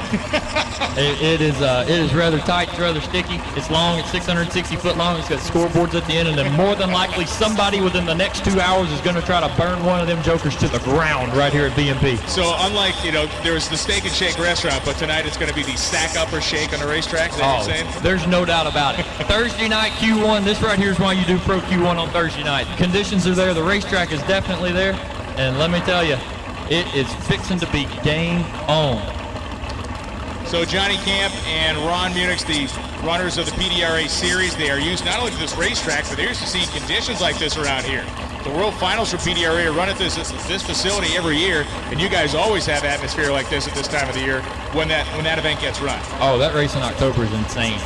It's honestly a race now that you have to run during the day. It gets so good at night that you actually slow down. I mean, we saw cars last year that slowed down in the night session, come out in the middle of the day and set a world record. And it's like, they're telling us to run this thing during the day. Got it. That's insane. But right now, the sun is headed down. The Musco lighting is lit up. And there's fixing to be 2 nitrous oxide Pro Mods. Light the candles, one with the zoomies and one with the good old bullhorns in the right-hand side. Bullhorn should give us the good Gorilla Flames depending on the tune-up here as they're all in. We're ready to go. Look at the flames up there for Ron as he goes through the lights. 369.7, 203 miles an hour right out of the gate. There it is, Jeff Pierce, first 360 run for the Purple Gorilla. Rare and Morrison horsepower, Jeff Pierce on the laptop. 369 at 203 for Ron Munich. Camp's car blazed the tires early, was 104 to 60 feet, but Ron was hooked up and rolling, a 9:37 short time. As evil as that is, we saw cars down in the 9-teens earlier today, so that is a fantastic run. Will likely be in the top half somewhere, but here comes Tommy Franklin to give his best shot at it. Todd Boyer and Tommy Franklin coming up. Boyer, of course, from Pasadena, Texas. The 2015 Camaro with Carl Stevens Extreme Racing Engines horsepower. They don't call him Turbo Todd for nothing. That's exactly right. Tommy Franklin, the 2-time PDRA Pro Nitrous World Champion, heating the hides.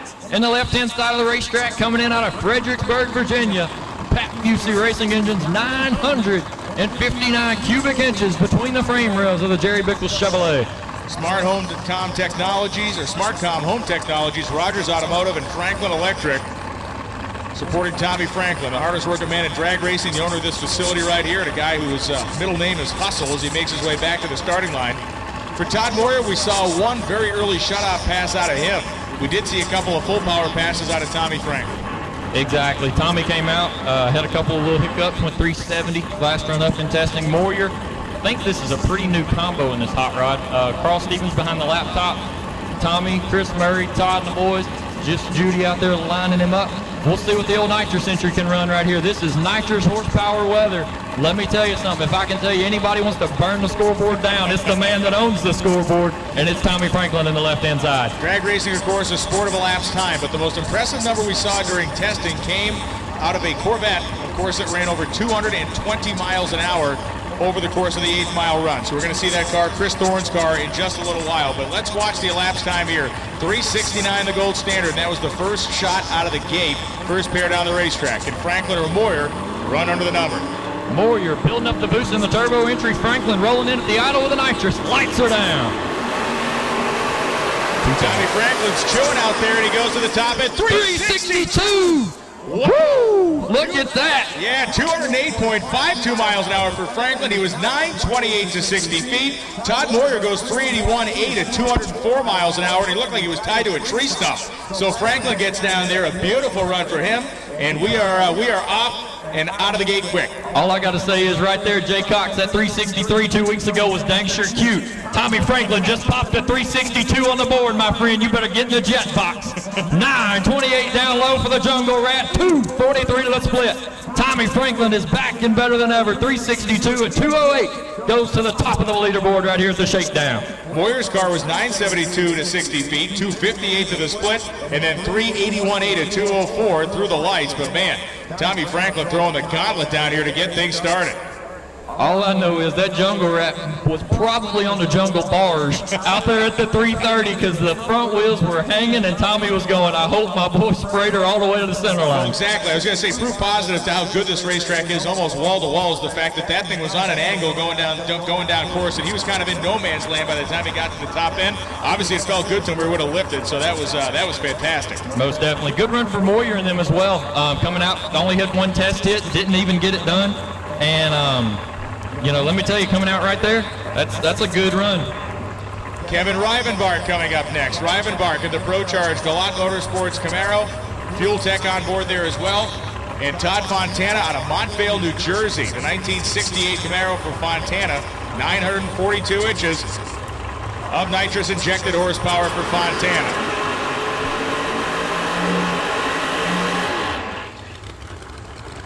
This Proline Pro Charge combination has had great success over its rather short lifespan so far, really debuting in force early this season, and they have laid up huge numbers in this car, not just with the big tires on it, also running as a radial style car in RVW competition at South Georgia Motorsports Park.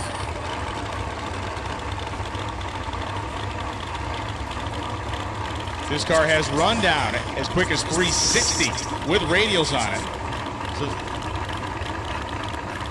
So that 362, as strong as it is, may not be safe by the time we get to the end of this qualifying session.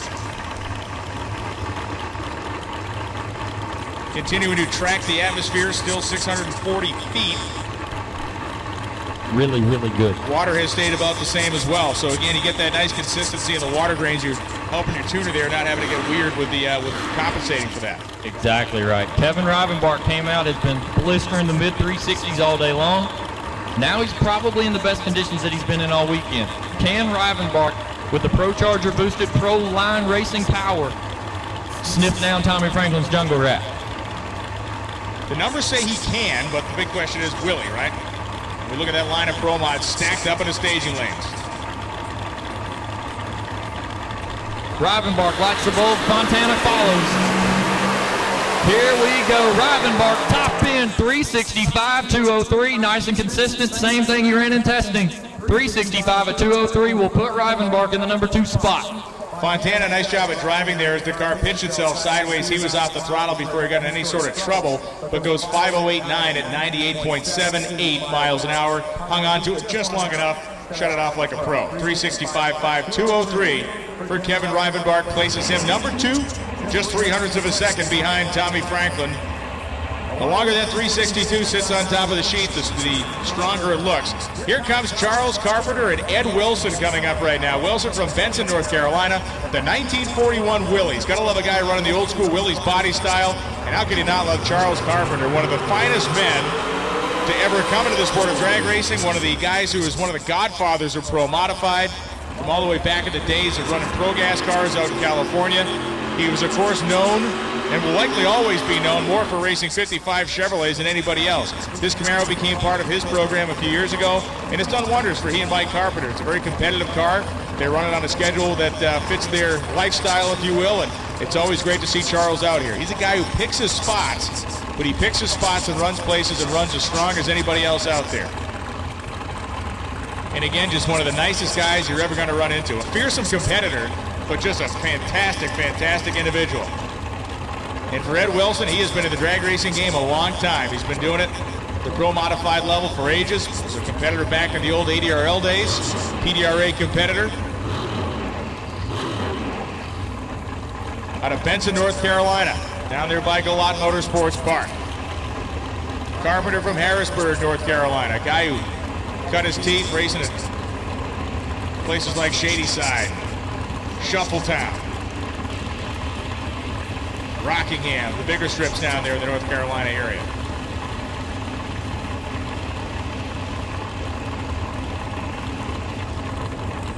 You can see the nitrous being purged first on Wilson's side and Carpenter inching ahead. Ed Wilson pre-staged in the Willys. Carpenter looking to make a shot down here in the yellow Camaro.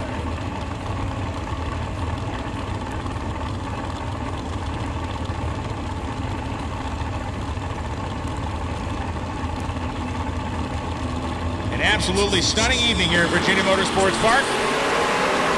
Oh, big backfire there for Wilson as Carpenter goes 377.7, 199.23, setting a baseline for himself this weekend. Got there under power, was 956 to 60 feet. Wilson was actually quicker to 60 feet, and the engine started popping and banging out the exhaust. So Wilson goes 668.2 at just 67 miles an hour. Charles Carpenter goes to the number 4 spot, 377.7 at 199.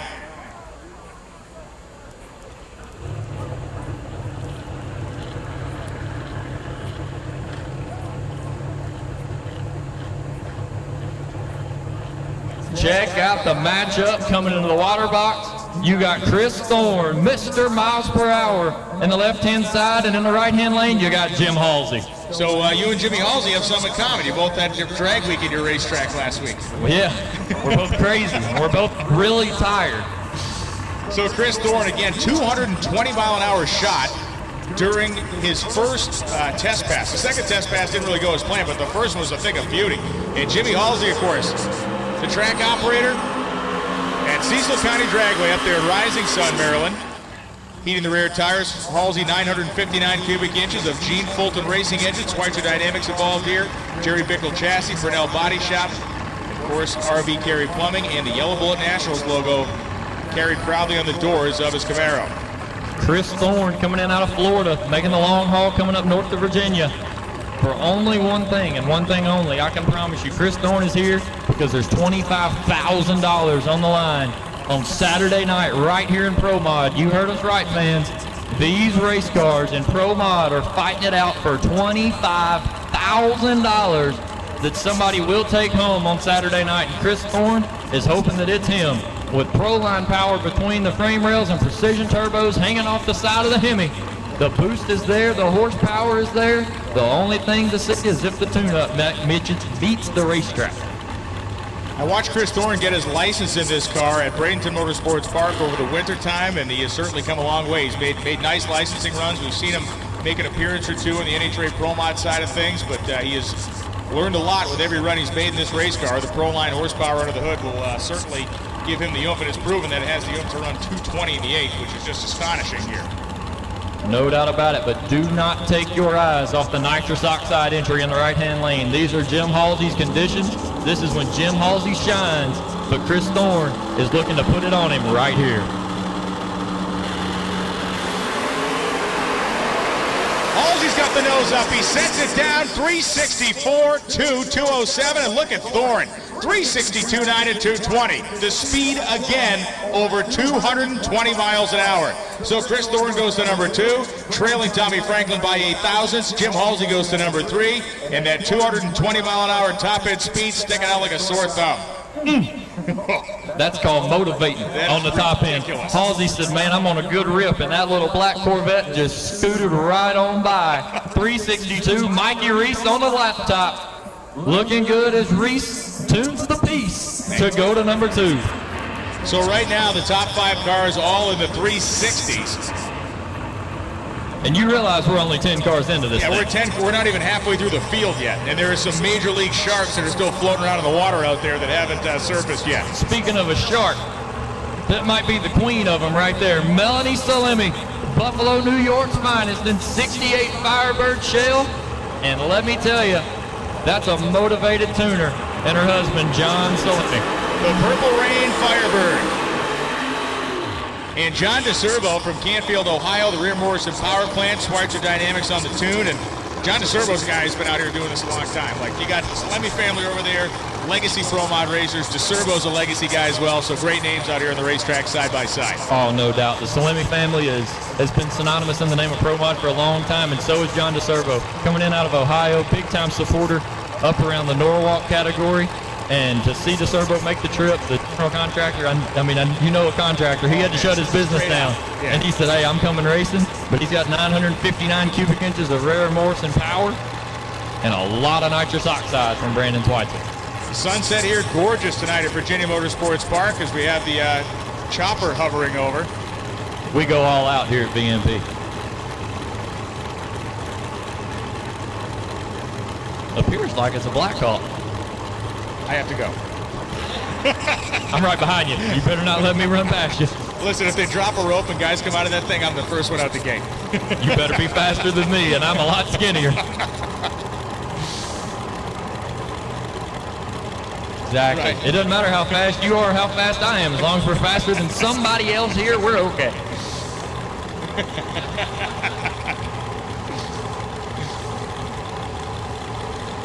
So here's where you see some fun stuff of where you mix classes together. You know, PDRE races, you have Pro Boost, and you run all your blower cars and your superchargers together and your turbos. Then you run your nitrous cars and Pro Nitrous. Now at one of these type races, you got a blower car and a nitrous car. This is where this stuff gets fun. Melanie Salemi with the blower car on the roots, DeServo, the nitrous. Salemi, 9:41 short time, 3:66.3 at 205 miles an hour with John DeServo, 3:707, 2:04.66. This is gonna be a dog fight.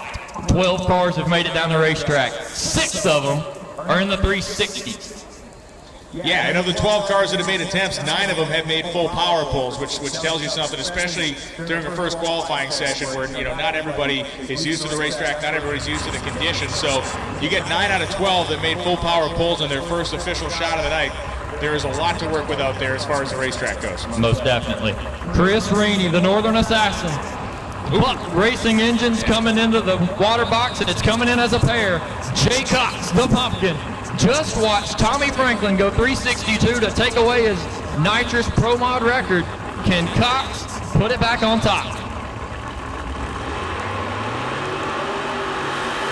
We need Radial versus the World to the staging lanes, please. Radial versus the World, lanes 5, 6, 7, and 8. Radial versus the World to lanes 5, 6, 7, and 8, please, as Jay Cox and Chris Rennie complete their burnouts.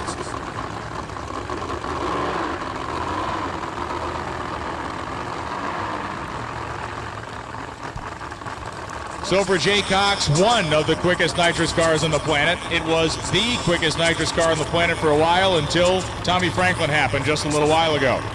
And Chris Rennie from Hickory, North Carolina, the ATI Performance Products sponsored 1969 Camaro. I saw Charlie Buck floating around down there in the starting line earlier. I think he's down there again today looking on. Charlie Buck's got a lot of horsepowers on the line right now. Many horsepowers. A lot of nitrous oxide from Schweitzer Dynamics, a lot of horsepower from Buck Racing Engines, 2 very capable wheelmen, and a lot of happy fingers on a laptop right now, because I can guarantee you neither one of those said, let's go up there and go A to B. Oh, see, I thought you meant Jay Cox was posting something on Facebook right now. Probably so. He's selfieing right now. I got you. It's probably Facebook Live. As the sun sets off the top end of the racetrack at VMP, Jay Cox and Chris Reaney line them up side by side. We are fixing to throw down with 2 of the baddest nitrous cars in the world, and we're going to see who's got it hanging right here at the Comp Cam Shakedown Nationals. Watch the front ends out there mid-track when the lockup locks down. The tire grabs hold of the racetrack, and the front end goes to the sky. Jay Cox pulls the big wheel stand, the smoke out of the right side of the engine. Not a good sign for him, but Chris Rennie, 364.0, 206.67 as Jay Cox, 385 with a wounded right side of the engine there, goes to the number 11 spot, but Chris Rennie goes to number 3. The speed showing great power at 206.67. Most definitely. I believe that is a personal best for Chris Rennie, if I remember right. Excellent, excellent run for that bunch right there. 364.0, 920. Download 920 for the ATI Performance Product sponsored Chevrolet Camaro, piloted by Chris Rennie. And for Jay Cox, things were going pretty good early on in that run until you saw the smoke started coming out of the right side exhaust. He was 935 to 60 feet, but the engine was going away by the time he got to the 330 as the performance had dropped to a 247 and then 385, 159 in the timing trap. Racetrack being inspected down there. It looks like it has been cleared for business again. Word is fire the next pair. Half of that next pair will be Killer Brooks, a name that has long lived in the world of pro modified drag racing. Youngstown, Ohio, home for Killer Brooks, as Carl Stevens of the JB Power Center Camaro, owned by Jim Bell, will come to the starting line. Bell standing to the right of his race car, which Carl Stevens has driven with much success over the last several seasons in the Tri-Area Electric sponsored 2017 Camaro of Killer Brooks.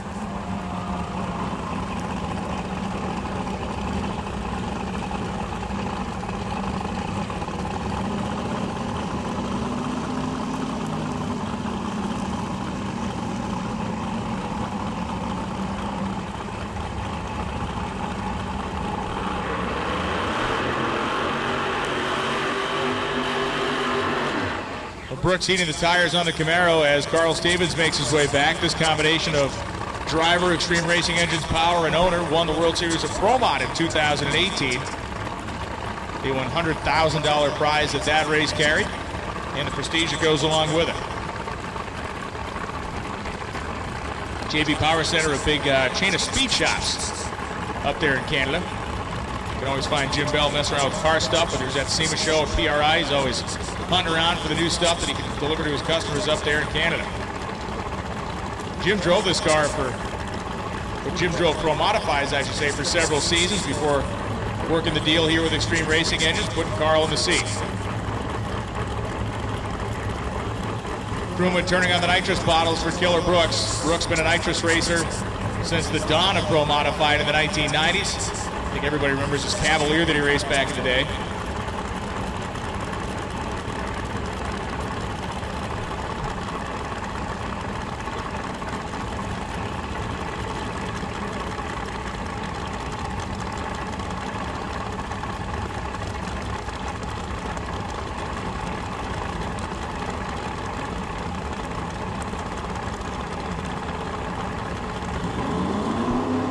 So Brooks is in with a nitrous guard. Here comes Carl Stevens with the turbo machine.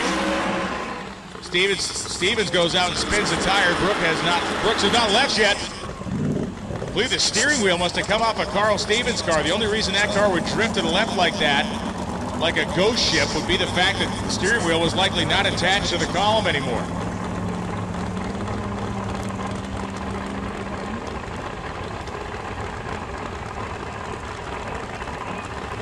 Well, in a way, very thankful that Killer Brooks did not leave the starting line on time, because that could have gotten ugly in a hurry out there if in fact they had gotten together. So Brooks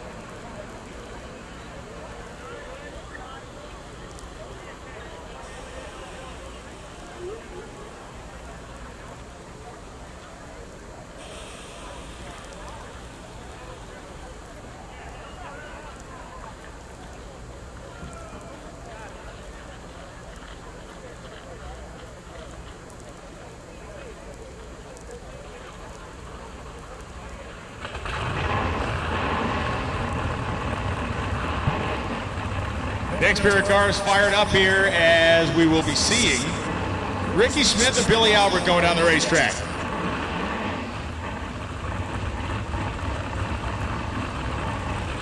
So here comes Ricky Smith on the Summit Racing Equipment side of the drag strip as Billy Albert rolls through the water on his side, the 2017 Camaro from Whiteville, Virginia. Ricky Smith, of course, King, North Carolina, the legendary Doris Lammer racer, a guy who has won in everything he has ever sat in over the course of a Hall of Fame drag racing career. Smith has the big motor in. During NHRA competition, he's limited to just over 900 cubic inches, but here you can put the big Busey bullet in at 959 cubic inches. A Jerry Pickle chassis, Bahrain 1 Racing, the sponsor on the side of his 2018 Camaro.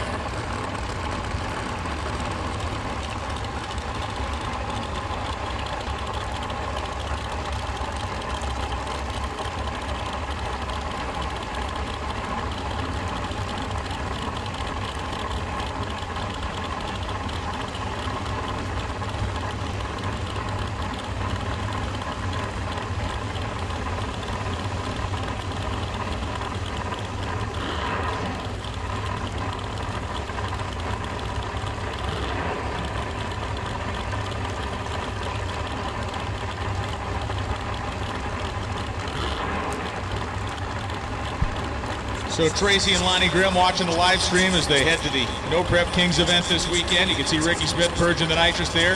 Lonnie, keep your eyes on the road, please. We need you in one piece. Thank you.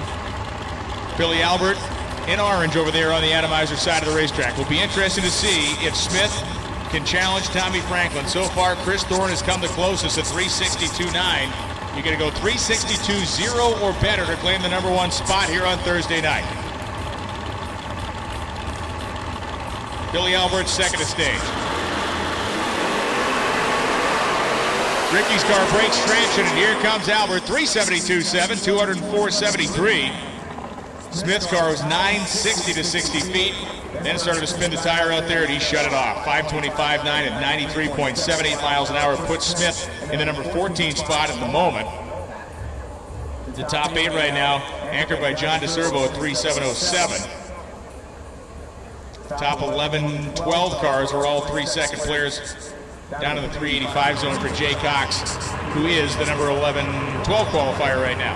Kevin McCurdy and Derek Ward coming up. McCurdy with a pro-charged entry out of Hamburg, Pennsylvania. Redline Oil, Hard Racing, and Brian Hard. All over this project, as well as Derek Ward from Friendship, Maryland, coming up here. The 1968 Camaro with the supercharged alcohol-burning engine on the atomizer side. Roots blower, it appears, for Derek Ward, and of course a centrifugal for Kevin McCurdy.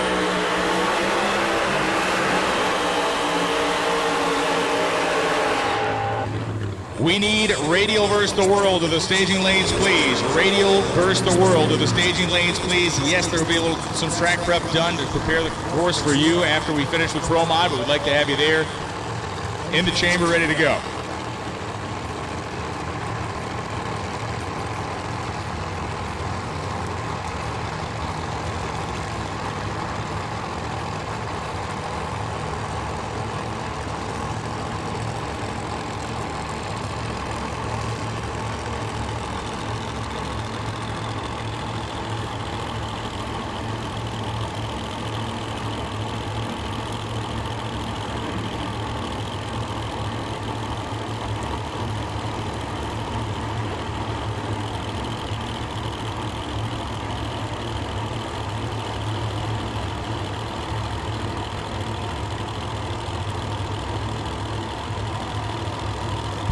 So Kevin McCurdy and Derek Ward on the starting line right now.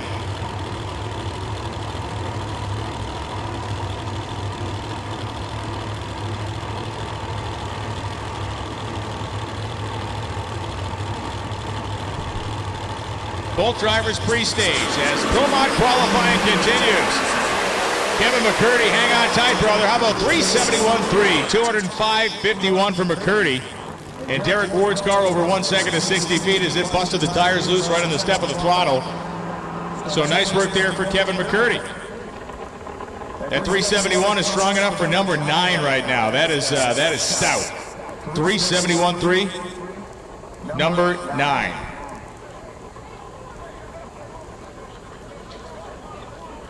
So if you're somebody who has lost a belt over the course of the day, like let's say in the Ultra Street category, go to the starting line and get it. They have your belts at the starting line area. So once again, if you left the belt on the racetrack, it is up at the starting line as John Strickland and Jason Harris come up. Now we'll find out if Jason Harris has what it takes to steal number 1 from his Pro Nitrous rival, Tommy Franklin. And of course, John Strickland going down the racetrack. This thing, it appeared anyway, to have backfired on his last attempt down the course. We'll find out if Strickland can get it down under full throttle. And Jason Harris, defending world champion in the Pro Nitrous category of the PDRA. A reminder, if you lost a belt on the racetrack, it is at the starting line. If you lost a belt on the racetrack, it is at the starting line.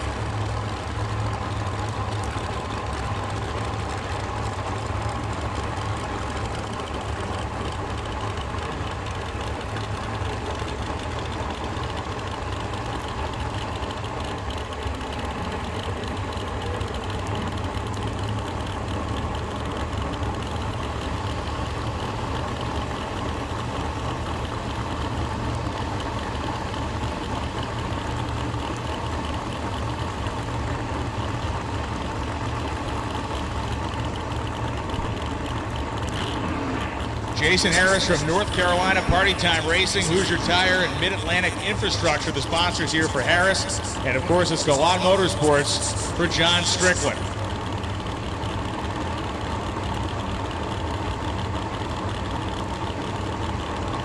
Best centrifugal run made so far, 365.5, the one made by his teammate, Kevin Rivenbark. Strickland had the opportunity or the advantage perhaps to be back in the lane so they could look at Rivenbark's data, maybe make a tweak here.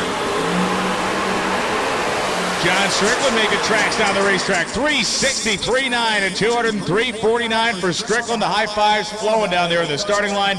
368.8 and 201.64 for Jason Harris. So Strickland goes to the number 3 spot. 9:14 60-foot time. Just brutality out there. That is the quickest 60-foot time of the night so far. 2:42.5 to the 330-foot split, and then 3.639 seconds at 203 miles an hour. Jason Harris, 9:37 60-foot time, 9:68.8 at 201.64 on the atomizer side. Yikes.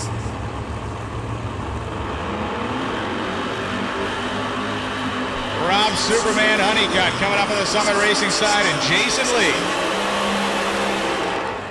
Lee, normally a guy we expect to find behind the laptop. PTP Racing, he's a well-known, well-respected tuner. 540 cubic inch, big block, rather a 540 cubic inch engine combination, likely a Hemi with a Pro Charger on it. Definitely a Hemi as it's coming from the Noonan Race Engineering Camp. Coast Packing Company, Pro Charger, PTP Racing, Lions Custom Motorsports, and Haltech. The sponsors, Eric Gustafson owns this car. Gustafson from the West Coast, likely watching the live feed tonight.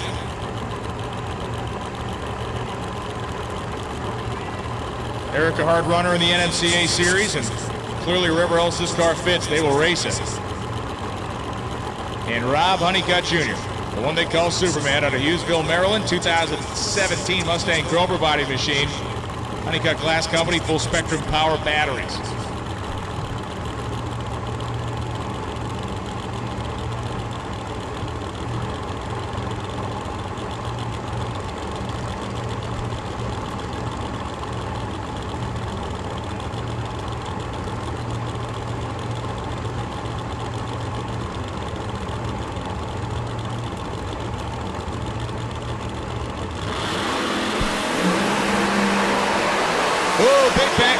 There for Honeycutt, 367.9, 203 for Lee. And you saw the fire licking its way out the top of the engine for Honeycutt as the engine backfired with the throttle blades open. Goes 471.3 at 111.04 miles an hour.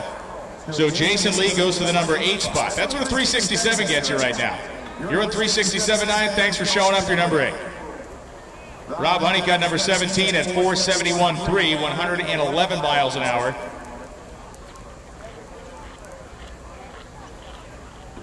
"16 cars now, well into the 3-second zone. Number 17 qualifier is Honeycutt there with that 471. Chuck Ulsh and Randy Weatherford coming up next as the hits just keep on coming, quite literally, under the timing tower here at Virginia Motorsports Park. Danville, Virginia, home for Randy Weatherford and Chuck Ulsh from Catonsville, Maryland. NGK Spark Plugs. Redline Racing Oil and Bring Rock Racing. Supporting Chuck Ulsh's pro-modified efforts.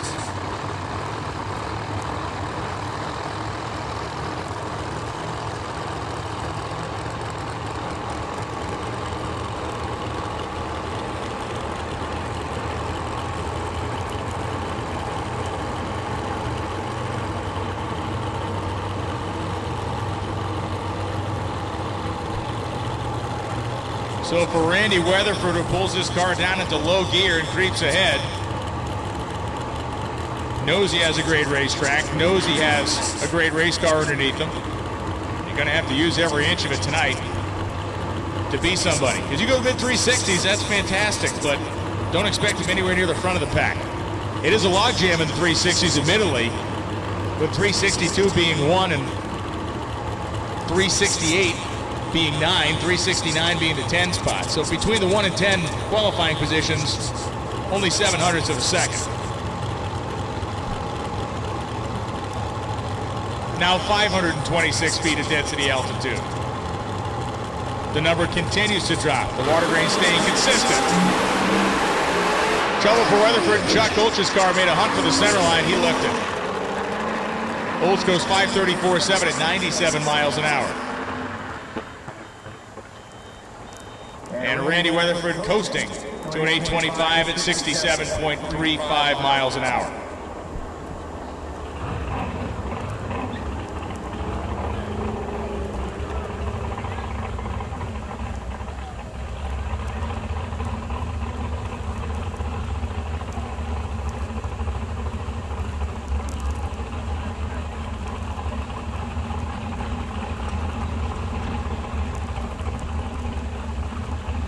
The candy apple red Camaro of Jason Tyson out of New Bern, North Carolina comes under the tower. Beautifully painted car, beautifully finished car.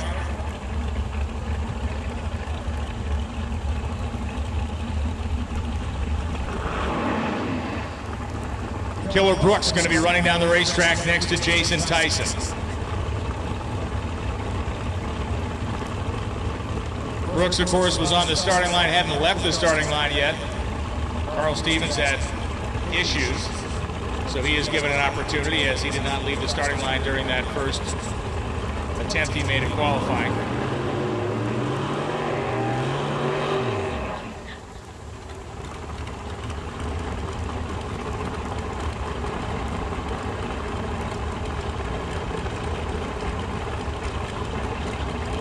Brooks through the water box, and the starting line officials tell him to get the burnout going here because Jason Tyson's halfway back to the starting line.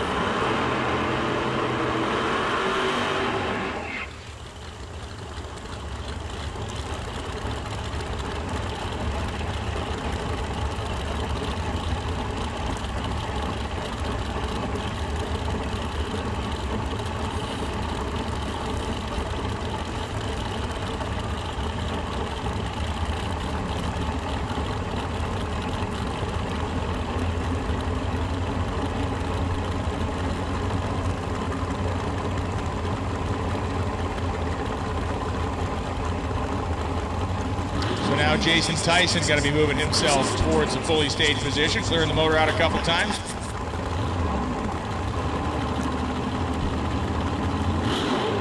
Banging it through the motor, it appears, as Killer Brooks has double bowled Jason Tyson.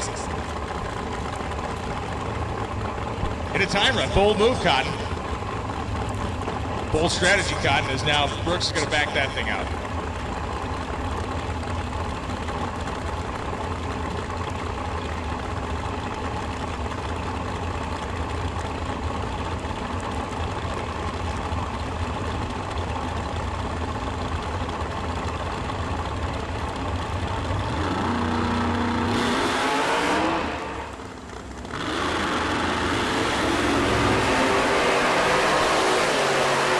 Brooks heading down the racetrack, 4:32.7, 177 miles an hour. Jason Tyson goes 9:57.2. And for racers and crew members, there is food in the white tent behind the concession stand, and that food is free for racers and crew members.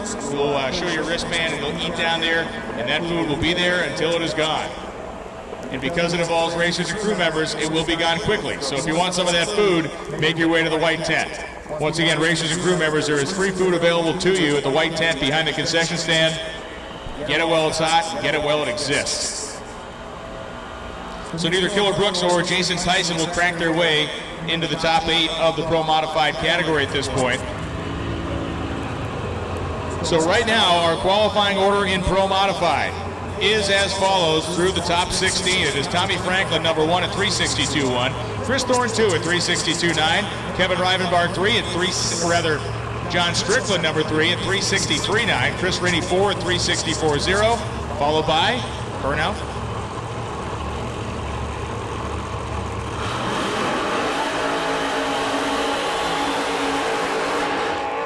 Followed by Jim Halsey at number 5, then Kevin Rivenbark 6, Melanie Salemi 7, Jason Lee 8, Jason Harris 9, Ron Munich's 10, John DeCerbo 11, Kevin McCurdy 12, Billy Albert 13, Charles Carpenter 14, Todd Moyer 15, and Jay Cox rounding out the quick 16 so far in the Pro Modified category after one round of qualifying. This is Todd Tutterow. He is going to make a quarter-mile pull here. Tutterow testing on this day at Virginia Motorsports Park, so he is not going to insert himself into the 8-mile Pro Mod field. He's going to make a full quarter-mile pull. This car has made several 570, 572s where it's at. Back in 2009, Tutterow has good history with the shakedown. Back in 2009, the race rained out when it was being held in Englishtown. It was actually contested here on a Saturday, Sunday, and Monday. Todd Tutterow won the 8-mile Pro Mod category during that Saturday, Sunday, Monday contest. The shakedown, then took the same car, went down to Dallas and won the EDRO race the next week. This was when Alan Hobby Performance was the primary sponsor of the shakedown, and the Sheik wanted to see the thing finished, so the Sheik got the thing finished at Virginia Motorsports Park.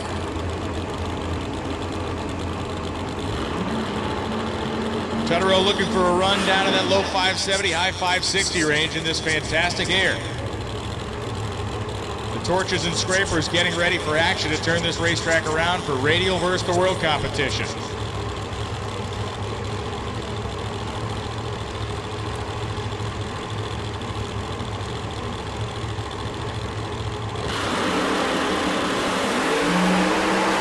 Wow, Tutterow hanging a front end 300 feet out there, and Todd Tutterow goes 5.703 at 253.37 miles an hour. A bruising 9:51.60 foot time. 3.761 seconds to the 8th at 200.14 miles an hour.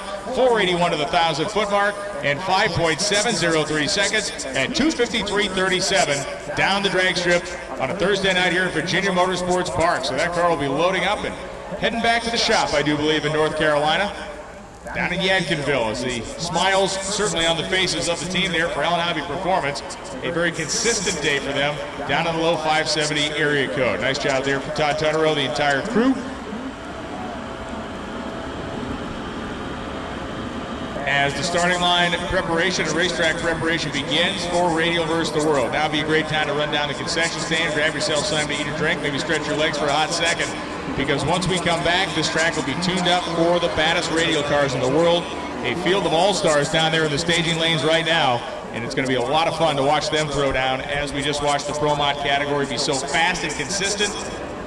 We'll tune the racetrack to the needs of Radial versus the World, and when we come back, we will see power plants of different sizes, shapes, and power adders, and some real gnarly performances, and we'll see how they begin to stack up against the Pro Modified contingent that they will run head-to-head against during Judgment Day tomorrow night here at VMP.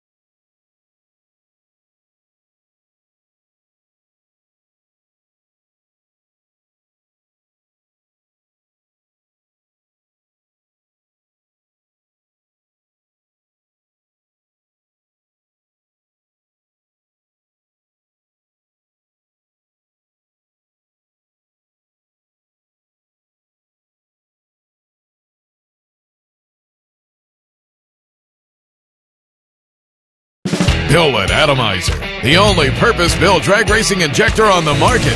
Built and manufactured by racers in the USA. Custom sizing and inlet designs, an all-new website, complete refresh service, and the only rebuildable fuel injector on the market. You get the right injector the first time. See why more champions run our injectors than any other brand at AtomizerFuelComponents.com. Induction Solutions, home of the world's fastest nitrous system. With an international name like Induction Solutions, you can expect nothing but the best. We are not like any other nitrous company. We are specialized in higher end and are truly customer based and not cookie cutter. Induction Solutions specialize in the design, installation, flowing, and tuning of nitrous oxide systems. Induction Solutions is the best source for your nitrous systems as well as nitrous kits and thousands of parts. We have done thousands of nitrous systems over the years on just about any application you can imagine. From street legals to pro mods, we do them all. We are known for our direct port nitrous systems, both wet and dry, as well as plate systems, and our very own plenum system, the Punisher. All of our work is custom. Every single system is built specifically for your setup. We are always open to make our customers' nitrous dreams a reality. Check us out today at www.inductionsolutions.com or give us a call at 352-593-5900.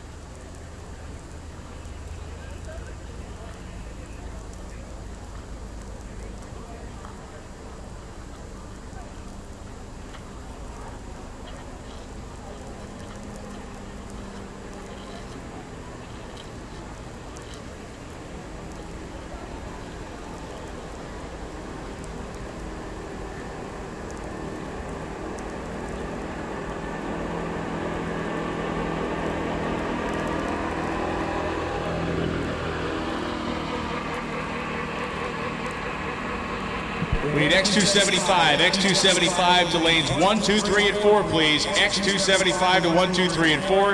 Traction compound is being laid down on the racetrack at a very slow and deliberate pace. There is a lot of it hitting the surface out there. It is going to be a killer drag strip as Tyler Crossnow is coming to an end of his spraying action there. Jimmy's waiting on the drag, and we're going to be ready for action here momentarily. So we have Radio Versal road cars under the timing tower right now. The racetrack is setting itself up, and this promises to be a very exciting Thursday night. X275 to lanes 1, 2, 3, and 4, please. 1 and 2. 1 and 2. Leave 3 and 4 wide open. Okay, X275, lanes 1 and 2. We can fit you all in there comfortably. X275 to lanes 1 and 2.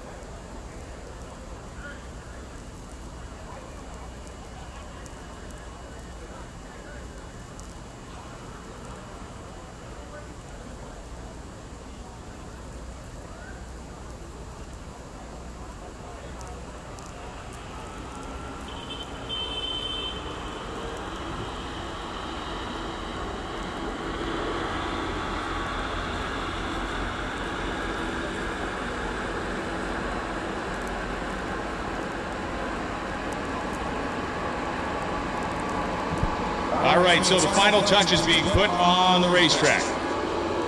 Cars are under the timing tower. We have X275 coming into lanes 1 and 2.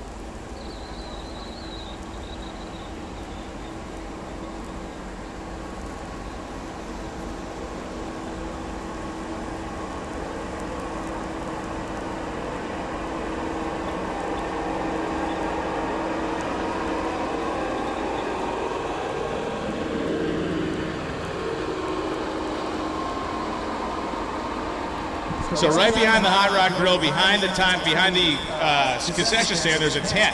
If you're a racer or a crew member, there is free food back there for you. It is a racer appreciation dinner going on tonight. You have to present your wristband to get over there and get some food, but there will be food there until they run out. And as I mentioned before, we will run out quick because it's for racers and crew members, and I know you guys can eat. You can out-eat an announcer, which is an amazing feat of strength. So once again, racers and crew members, there is an appreciation dinner going on for you tonight. Behind the Hot Rod Grill, there's a tent set up, and that is for you, being provided by the racetrack for your dining enjoyment this evening.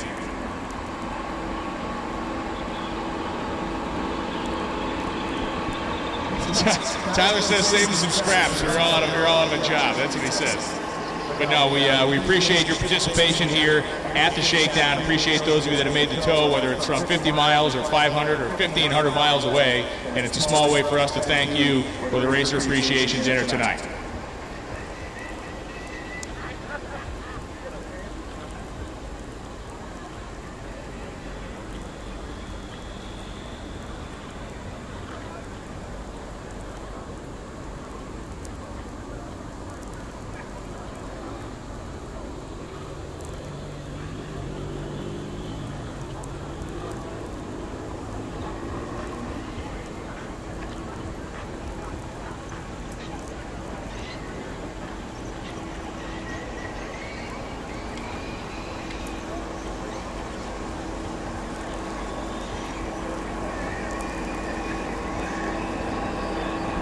Last pass of the tractor as Jimmy's going to park this thing, and that means the first pair of Radial versus the World machines will be firing up momentarily as the water goes down in the water box. X275 lanes 1 and 2. X275 in lanes 1 and 2. You will be the class that finishes out the evening here. X275 to lanes 1 and 2, please. Tyler Crosso's looking for a weather update. I can either wait for this to reload or make it up. I will wait for it to reload. 421 feet. We have an anthill of density altitude right now. 421 feet, water grains 55. Uncorrected barometer is 30.09 inches.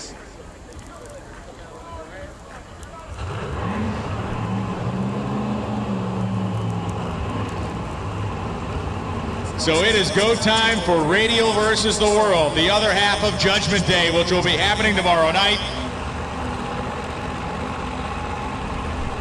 As we set things up here, we're going to kick it off with a pair of the most well-known Radial versus the World cars in the known universe as Paulo Juice and Jamie Hancock come to the starting line. Hancock, the nitrous runner in his 1968 Firebird, Hancock Performance, ASA Performance, Fuel Tech, Nitrous Outlet, Diamond Racing Pistons, and Mentor Motorsports. For Paulo Juice, it is G-Force Race Cars and MSR engines.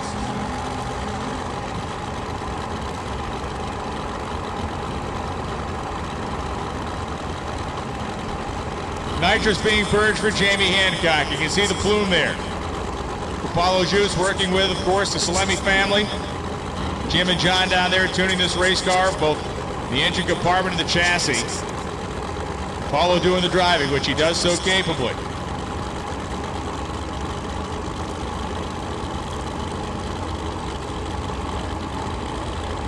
If you want to match the performance of the Radial, rather the Pro Mod cars, you got to go as quick as 362.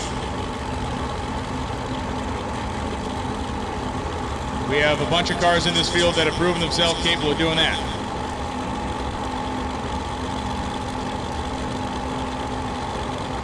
Roots blown alcohol motor for Paulo, and the gigantic nitrous motor for Jamie Hancock.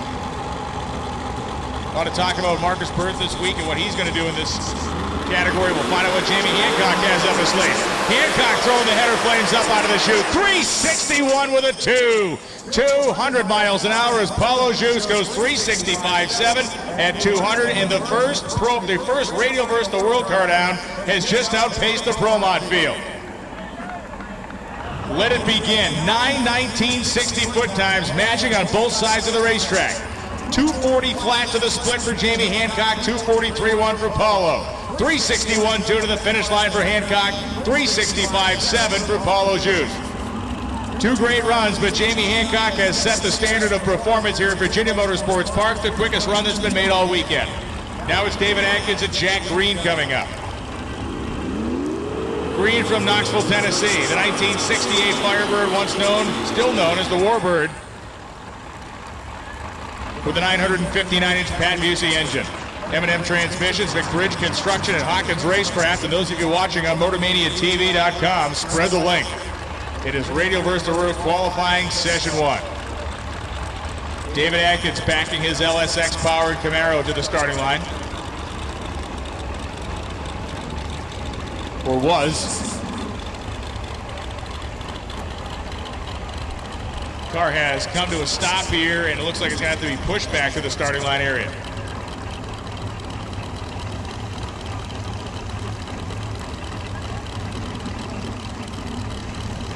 So Jack Green purging nitrous on his side of the track as Atkins being rolled back, and by the look of the crew guys here, it is still running as they're trying to square the thing up in the groove.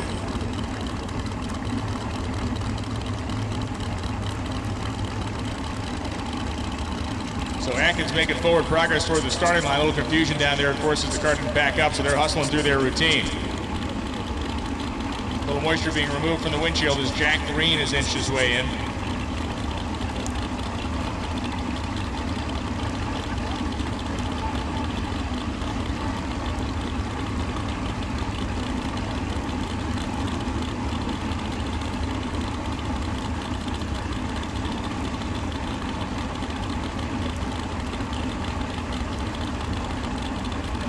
So Jack Green now pre-stage. David Atkins going to go through the same routine here with the LSX powered Camaro. Baker Racing Engines, Garrett Turbos, Turbo Smart. Nuna, whoa, no! Big wheel standing hard landing for David Atkins. You saw the sparks fly from underneath the race car, 590 at 84 miles an hour. Green had his own problems at 603, 330. But Atkins went out and that thing just went to the moon, landed somewhere around 300 feet. The sparks showering out from underneath the race car.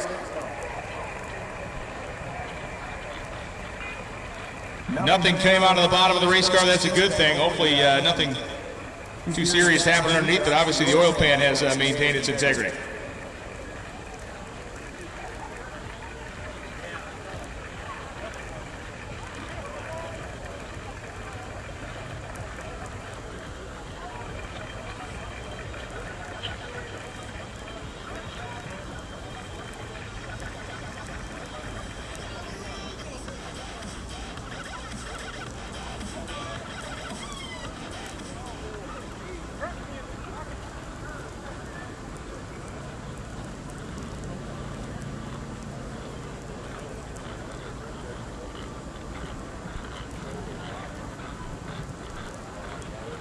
So racetrack is clear, going to fire the next pair up as Stevie Fast Jackson and Marty Stennett get ready to take their swing. The one swing they will get on this Friday night.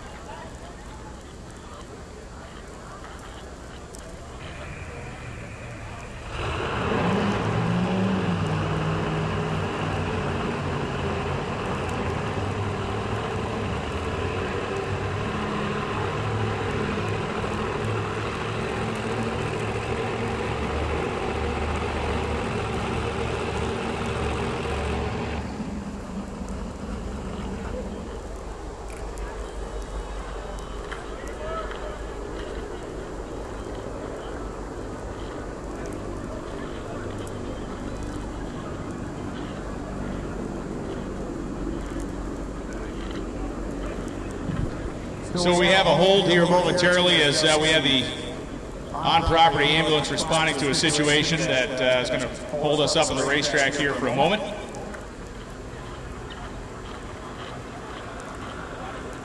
Stevie Fast Jackson and Marty Stennett will be next down once we are clear to fire things up again.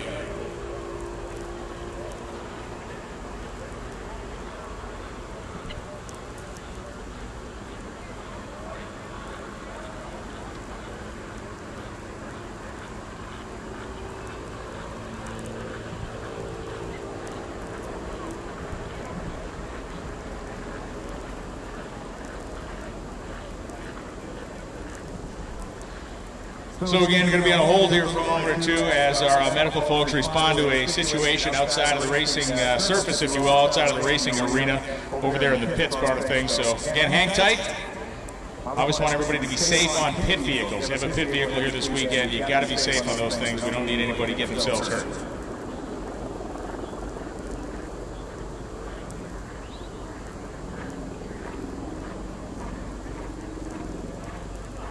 So Shakedown event t-shirts are available at the Virginia Motorsports Park merchandise trailer. You can grab your Shakedown Nationals 17 presented by Comp Cam shirts, sweatshirts, and other gear over at the VMP merchandise trailer. Get them while they're hot over the course of this 3-day weekend. A lot of folks will be cycling through the facility. You want to make sure you get your stuff to commemorate your visit before they run out.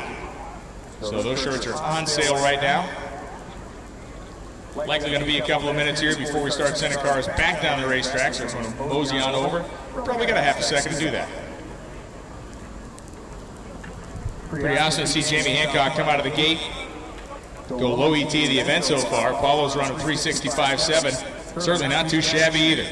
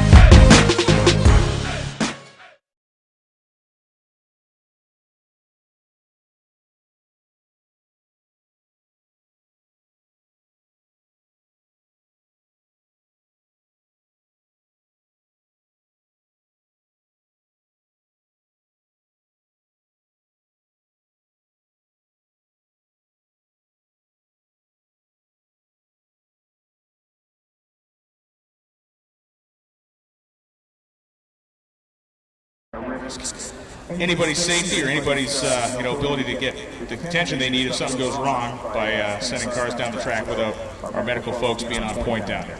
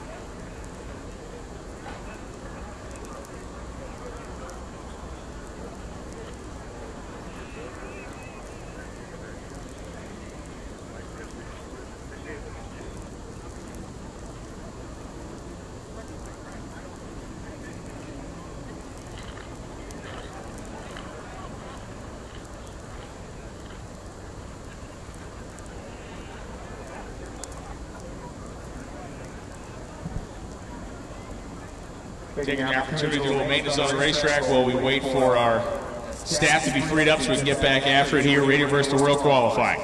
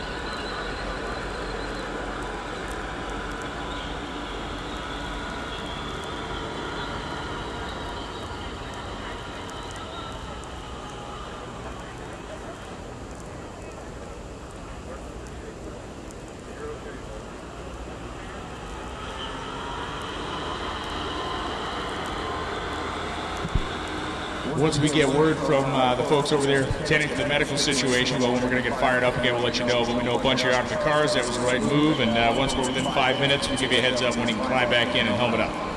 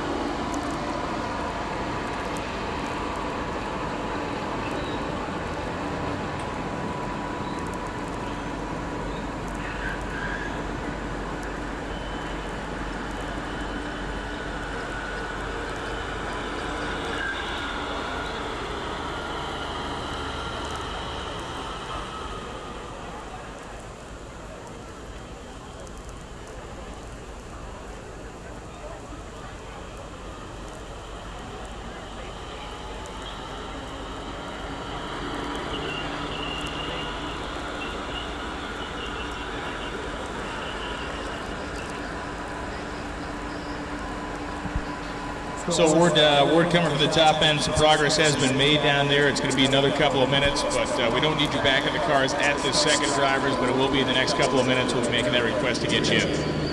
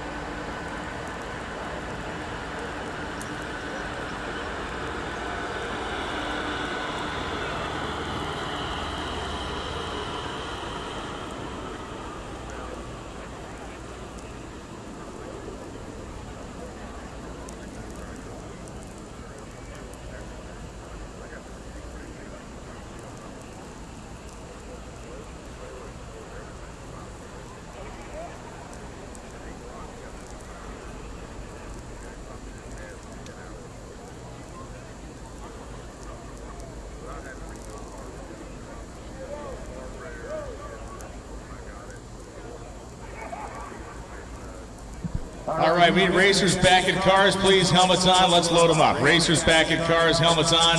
Suited in, strapped up. Let's get ready to rock and roll again here for Radio vs. the World Qualifying Session 1.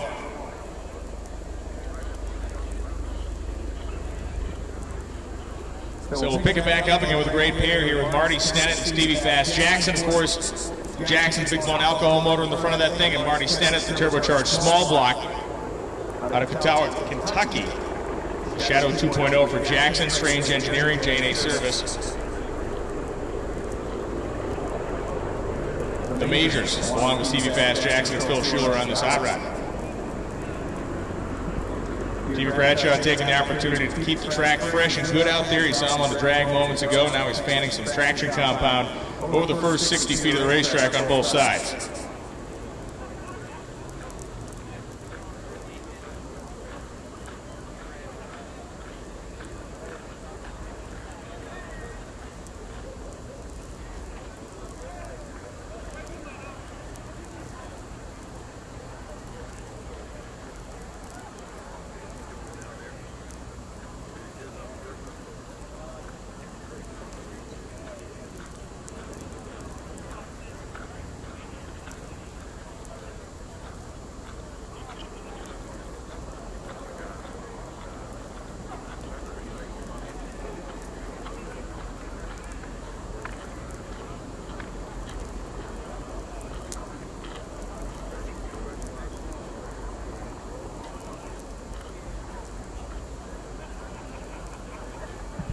Sorry for the delay to our fans and racers, those of you watching at home on MotorManiaTV.com. But again, we're not going to do something dumb here and proceed without having our safety people in place. Local responders came in, are helping us out with the situation we had, which frees up our track safety people, and they're back in position. That's where we get racers back in the cars. That's where we're going to fire them up and send it down as density altitude continues to hang somewhere in that 360-foot mark. 362 feet still here at VMP.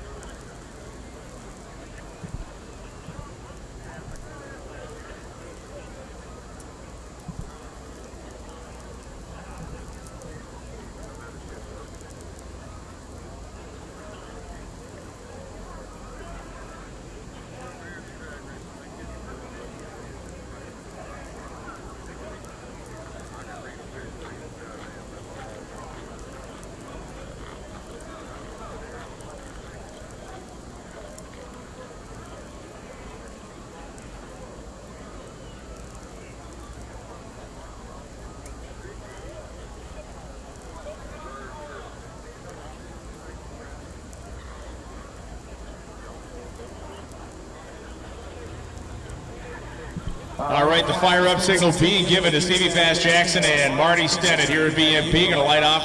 Both of these engines are picking up where we left off in Radio Versa World. We've only sent 2 pairs of cars down, and already Jamie Hancock has called low ET the meet at 361.2, 200.08 miles an hour. One of the best, if not the single best run he has ever made in that car.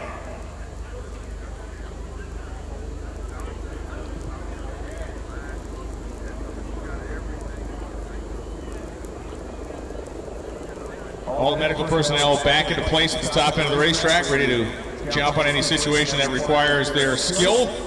And that's why we are able to make a little final tire pressure adjustment here, looks like, for Steve Fast. And we're going to light the engine off, a little gasoline at the top of the injector, and hitting the ignition switch here momentarily will be Stevie Fast and Marty Stennett's little small block. First to light up here on the atomizer side of the racetrack.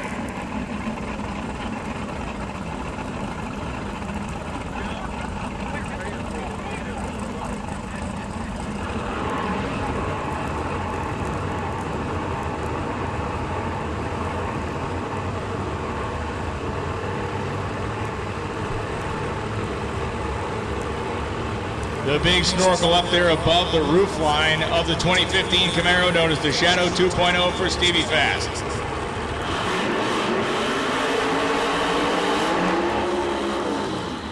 And Jackson with the patented throttle blip at the end of the burnout on the Summit Racing Equipment side.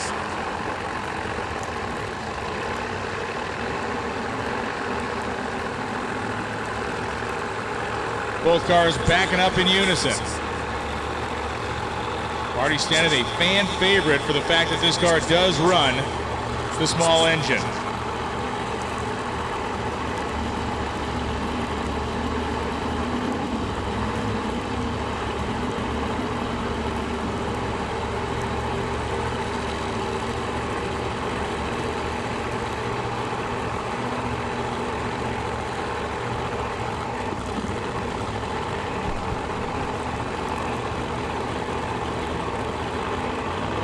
For Jackson, his last attempt down the racetrack during our test session wasn't much to speak of. Didn't do anything super heroic there. Actually had the car shut off pretty early in the run.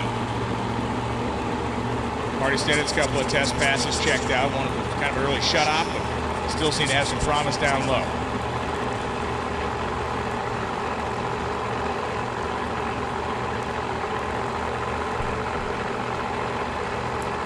Marty going to be second to fine pre-stage here.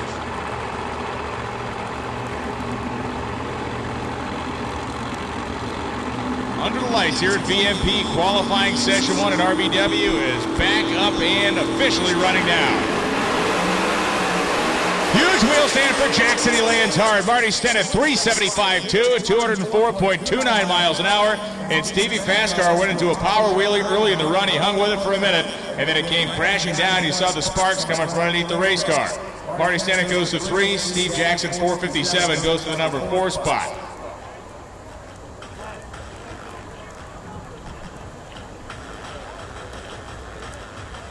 And there is still food available for our Racer Appreciation Dinner. That is racers and crew members. The tent behind the Hot Rod Grill.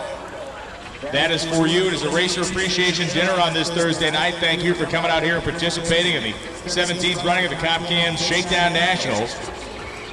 And like I said, whether you come from across the street or across the country, that is available to all racers and crew members in the tent behind the Hot Rod Grill. Next pair being told to fire up. Enzo Pacini and Mark Mickey. How about Enzo Pacini coming out today and running a high 380 in this car during testing? The Ontario Canada racer with the Pro-Charged engine combination, the Zumi-headed Fox Body Mustang, and Mark Mickey, the 221 mile an hour 1978 Chevy Malibu. Trying to get the car to fire up, it appears.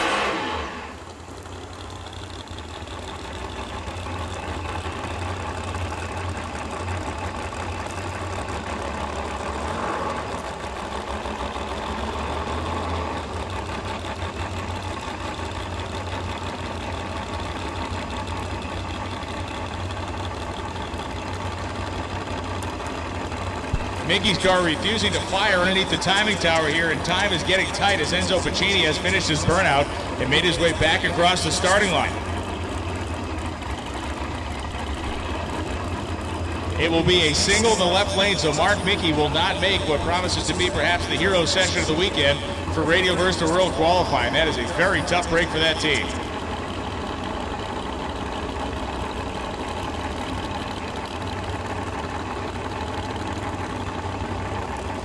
Enzo Pacini going to try to build on the success he had earlier in testing. Do we see this thing run a low rate or even a high 70? One of the cleanest passes we've seen the car make in ages came this afternoon in conditions that were certainly not as good as this.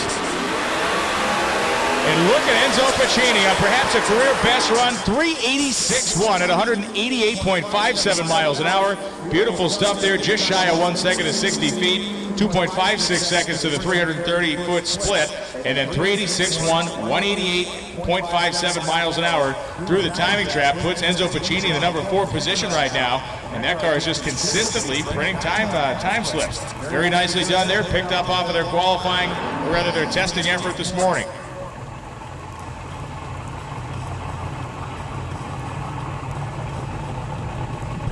Mickey will not miss the session. Mickey has gotten the car fired up. So Mark Mickey in qualifying session 1 will make a pass next to Tristan Begley in his 1968 Camaro out of Fincastle, Virginia. Begley's car idling fairly high here as it comes into the water box.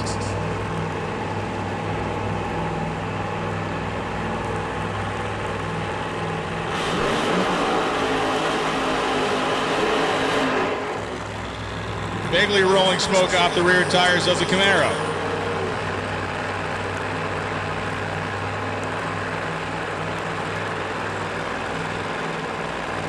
Mark Mickey, the racer, of course, out of the Missouri area.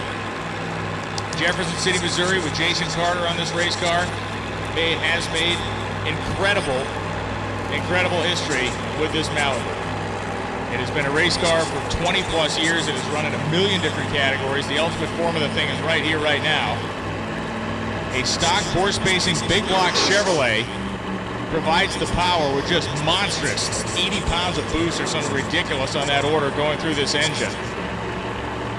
When it works, it is a thing of beauty. And when it fails, as happened to them in Bowling Green a year or so ago, it comes apart like a china vase. Tristan Begley inching his way ahead. Begley a bit of an unknown quantity here, perhaps. Not the most familiar name in the world of radial versus the world competition. Fine-looking race car. Certainly seems to have all the right parts, pieces, and components on it to succeed.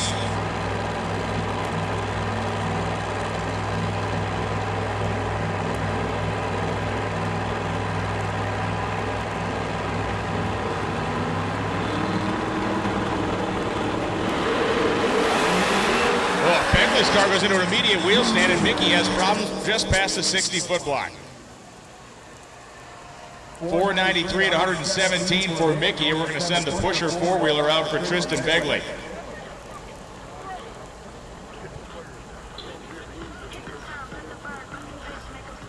Zip the tire pretty early in the run here.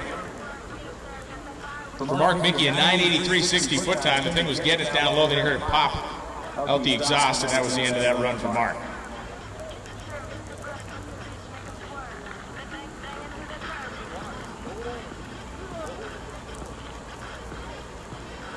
And the four-wheeler going to meet Begley there and hook up to the, or push him off the top of the racetrack. Norm Bryson in a brand new race car from Winston, Georgia coming up.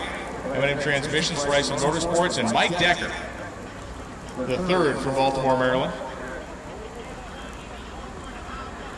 2014 model year body Corvette, ISI Demolition, Eastern Housing, Brian Roach Engines, Redline, and Decker Salvage. The first of two of the Decker Corvettes that we will see tonight.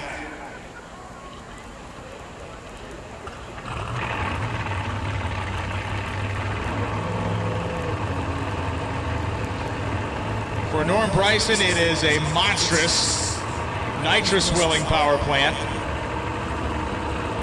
Mike Decker preferring the screw-style supercharger on top of his engine.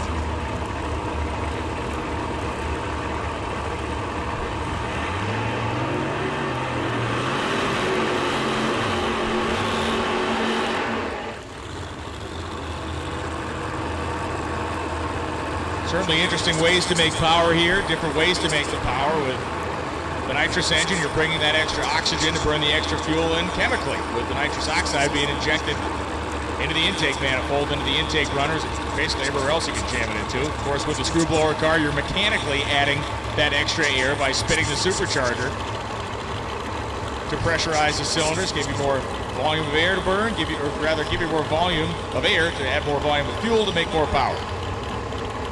At the end of the day, that's what it's all about, right? Air, burning fuel. The more fuel you can burn, the more power you're going to make. In fairly certain, simple terms.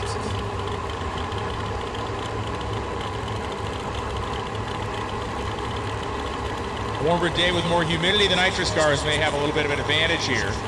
On a night like tonight, the air being what it is, how cool it is, these supercharged engines gulp it like you read about. It's already dense going into the blower. So that heat soak effect of the blower the supercharger has maybe a little bit less on the fact that the air going in is so much cooler. Norm Bryson His power adders 130 degrees below zero out of the bottle. 365.5 for Mike Decker at 205 miles an hour. After a couple of swings and misses out there, Mike Decker proves there's plenty to work with. 65.5 at 205.88 as Norm Bryson spins his way to a 663.8 at 93.11 miles an hour.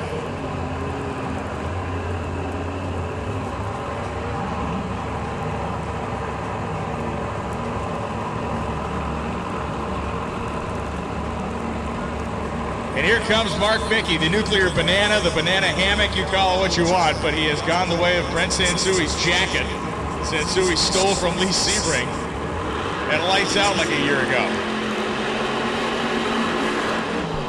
It is the Sonny Leonard new generation style Hemi engine under the hood and M&M transmission, precision turbos from Mark Woodruff out of Arnold, Missouri, and Mike Decker Jr. The elder of the two Deckers, the brand new 2019 Corvette. The brand new race car that went 375, I believe, on its best test pass of the day. The final test pass that it made, they had a couple of new cars sorted out style passes, and then they were able to get one through. The older car, of course, running now down in the 360s. Great group of sponsors for Decker and ISI Demolition, Eastern Housing, Brian Roach Engines, Redline Oil, and Decker Salvage. Decker's from Baltimore, Maryland. A lot of time in Cecil County over the years. Long-time runners in Outlaw 10.5. They made the radial versus the world transition and have done so pretty seamlessly. The car is very fast right out of the gate. And Mark Woodruff. Woody, well known and loved around the world of small tire drag racing. The guy that carries everything and more in his famed Woody Mart operation over there. You need something, Woody probably has it for you.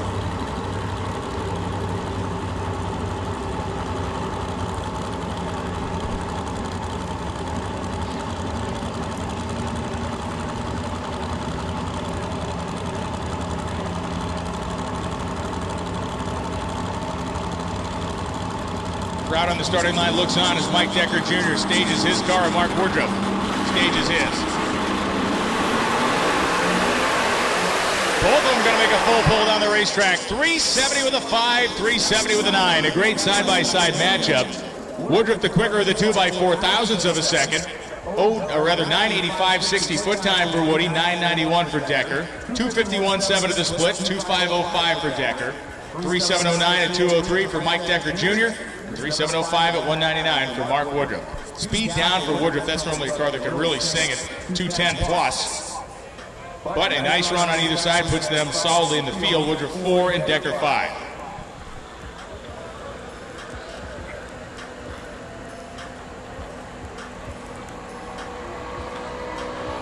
Quick check of the racetrack.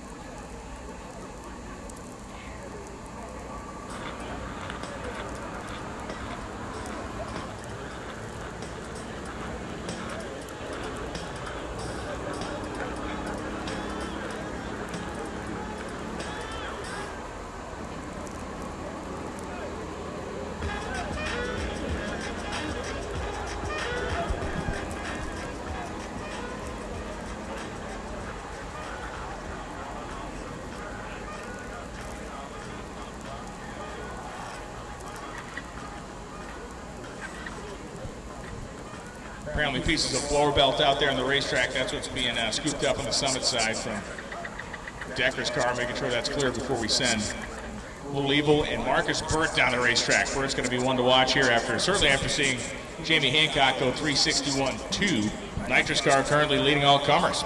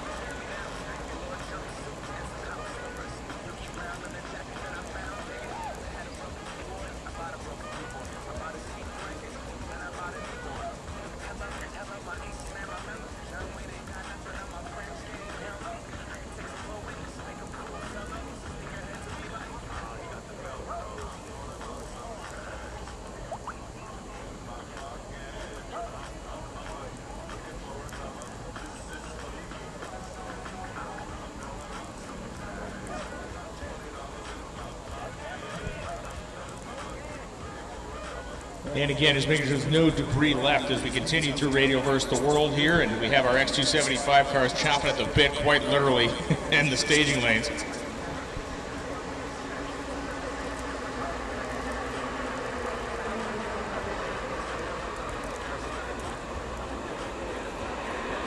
Tyler says 2 more passes with the magic carpet out there, we'll be back at it, so that is just going to be a moment's time.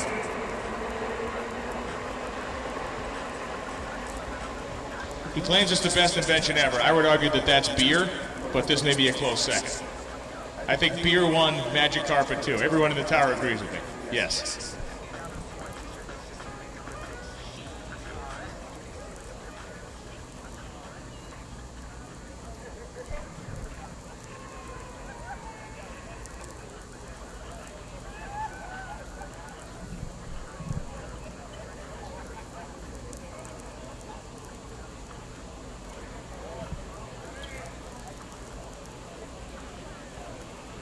Just to be safe, he's going to make a swipe of the other side of the racetrack too, just to make sure that stuff obviously tends to zip around pretty good if the belt's getting chucked. Density altitude has fallen now to 204 feet, down from the horrendous 321 feet it was just a few minutes ago. Water grains, as one would expect, on the rise as the temperature continues to creep its way towards the dew point. That's what happens. Still about 7 degrees of separation there. Barometer has risen to 30.13 inches, up from 30.09 earlier.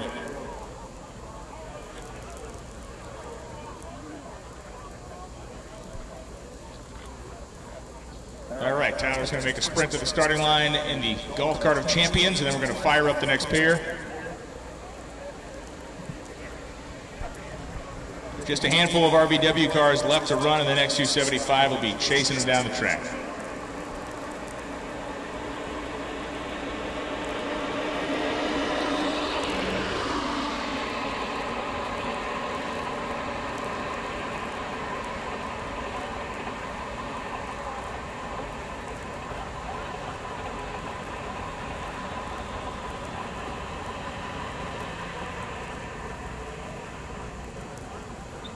All right, the word given to fire up the cars in the tunnel underneath the timing tower right now. So that will be David Little Evil Pearson and Marcus Burt, Clinton, Georgia. The car that fired the biggest nitrous shot in the history of Radio vs. the World competition back at South Georgia Motorsports Park, running that 3.60 second elapsed time. And as we talked about, kind of resetting everyone's expectations about how competitive a nitrous car could be in this category.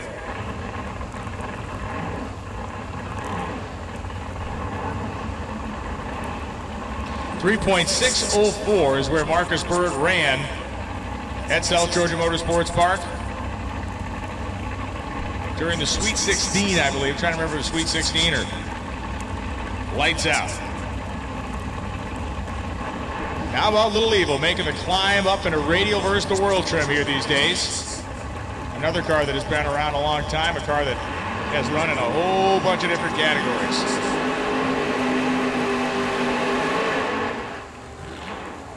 North Carolina-based Mustang from Pearson, and of course Burt, as mentioned, from Georgia. The Houston Auto Auction sponsor, Pat Musey Racing Engines, JB&L Auto Sales, Mike Adams Towing, and Killing Time Racing. Stevie Fast Jackson involved in tuning Marcus Burt's car. One of the wildest to watch go down the racetrack, and a great pass. This thing's like a praying mantis. It gets back up. The body separation from the tire is just astonishing. It goes down there. You can almost send a car between the body and tire. There's so much movement there, but man, it works.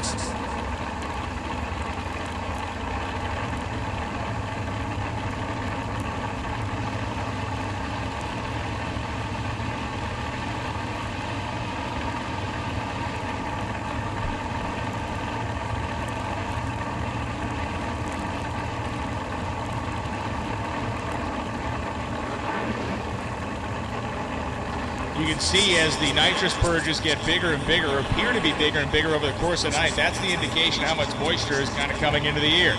We can look at a chart, we can look at a computer screen and say there's 59 grains, but the way we can really tell how much water is showing itself in the air is when we see those nitrous purges. And that nitrous at 130 degrees below zero freezes the moisture in the air. bigger the purge is, the wetter the air is. David Pearson pre-stage now, fully staged. In goes Burt. Marcus Burt's car spins the tire, gets sideways. Pearson goes 4.014 at 168 miles an hour. Burt's car spun the tire mildly, got the back end out a little. He lifted before he got in any sort of trouble. 4.53.4, only 109 for Burt, puts him to number 9. 4.014, 168 for Pearson, moves him to number 8. Now it's Lyle Barnett and the Tooth Jerker coming up. And Jeff Miller. Miller from Gilbert, South Carolina, the 2017 Bumblebee Camaro. The newest version of the Bumblebee, a car that was kind of a resurrection of a wrecked race car. Took that chassis and cut it apart, fixed it, put it back together again, and have come back out with the updated version of a car that a lot of people love, a car that has certainly made huge numbers over the course of its life, a car that I believe still owns a 275 tire record. The ultimate 275 tire record, if you say it that way, a record where a car with this horsepower level, there's no class for it on that little tire, but they went out and tested on it and ran some ridiculous numbers. Holly QA1, Honeycut Engines. The supporters of Jeff Miller and the Bumblebee. Of course, Pete Harrell Power Plant, the Tooth Jerker. Lyle Barnett in the seat. Lyle Barnett was not the happiest man in America when the car refused to basically start or run properly when they were trying to qualify for the class they're actually going to be concentrating their efforts in, limited drag radial. But he will be happy for this thing to make a full power pass to get any sort of data they can apply tomorrow. And heck, even if he makes a decent pass, he's going to put himself like at the top 8.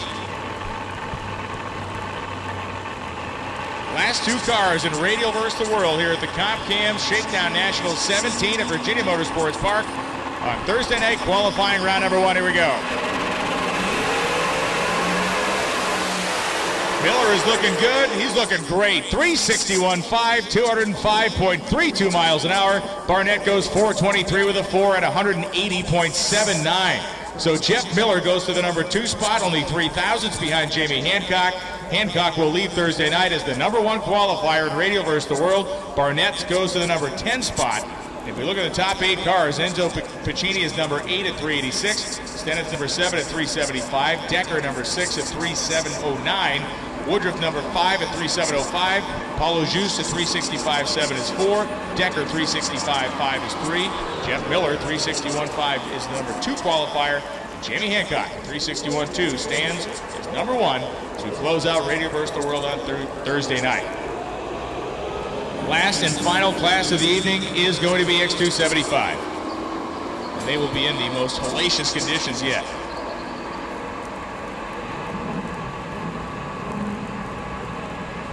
As the temperature continues to drop, important to keep traffic on the racetrack. That is why a basic touch-up being done here by Jimmy and the tractor.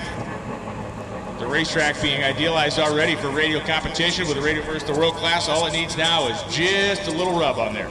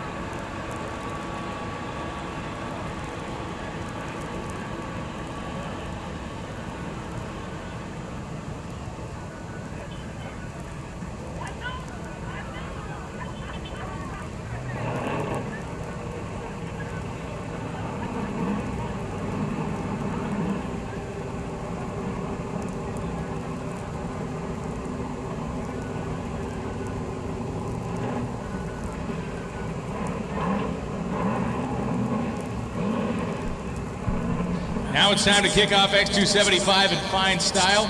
First pair heading into the water box right now.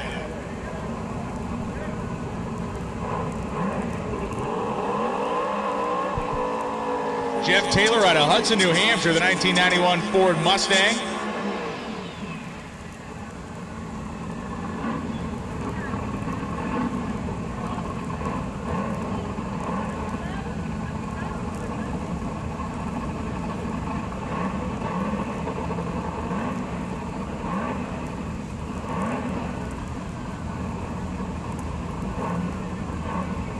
So a note for tomorrow, the day will begin at 10 a.m. with Top Sportsman. Once again, 10 a.m. Top Sportsman will be where the day begins. So for the racers out there in the pits competing in Top Sportsman, be ready to rock and roll. At 10 a.m., you will be the first category down the racetrack.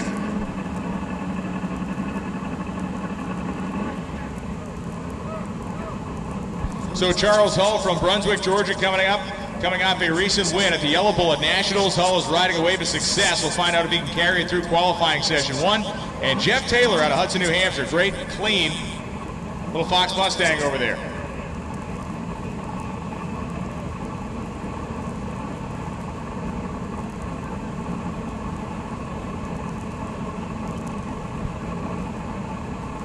So pre-stage is Taylor and Charles Hull. Halfway there.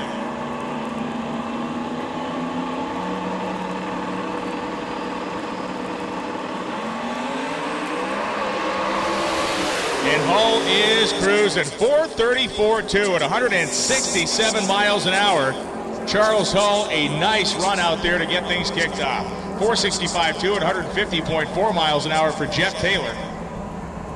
Across the finish line second. Currently number 2 qualifier as we continue on. Kyle Bonacore out of Manville, New Jersey, and Tim Dutton coming up from Northwood, New Hampshire. Dutton, that 1999 Camaro, beautiful 4th gen. Double T Custom Services, a proud sponsor of Tim Dutton's team. Kyle Bonacore, DeSoma Racing Engine. So Anthony DeSoma providing the horsepower here, and Bruder Brothers Racing involved in the program. That is a true New Jersey operation from top to bottom.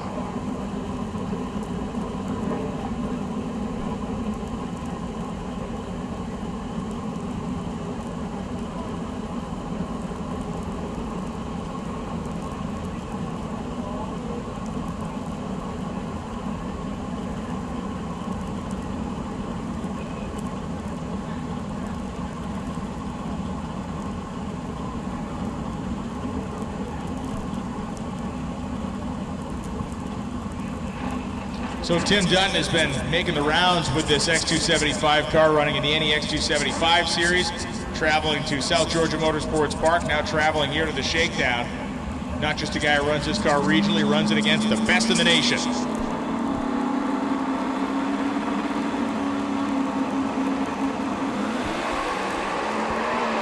Wow, big wheel stand and hard landing for Bonacore, but for Dutton, a 437.7 at 166 miles an hour.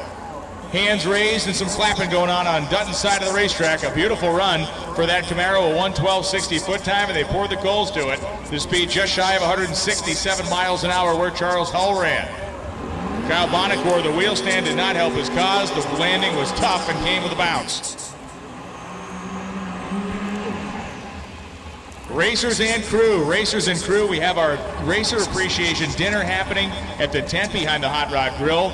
Please head over there and take advantage. Putting on an appreciation night for you. Thanking you for your participation here at the CopCam Shakedown Nationals number 17. And as always, Franklin family appreciates your business here at Virginia Motorsports Park, and you can head over there and enjoy Dinner on Them, which is in the tent behind the Hot Rod Grill. Dave Fiskus, the only guy in the category this weekend running a turbocharged V6. And you'd think, boy, that puts him at a huge advantage. You'd be wrong. This is one of the top 10 quickest cars in X275. Jason Burchoff from Bethpage, New York, in the 1996 Mustang. Kingsborough Ready Mix, sponsor for Jason Burchoff.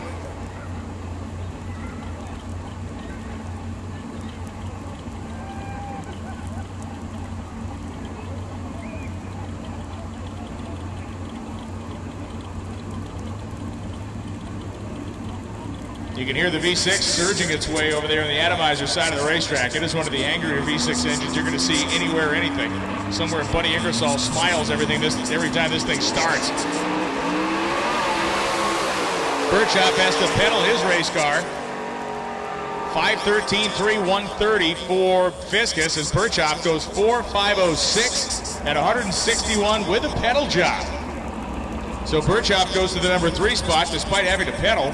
And Dave Fiskus, the 513, will be disappointing to him as that car is far more capable than that number would lead us to believe.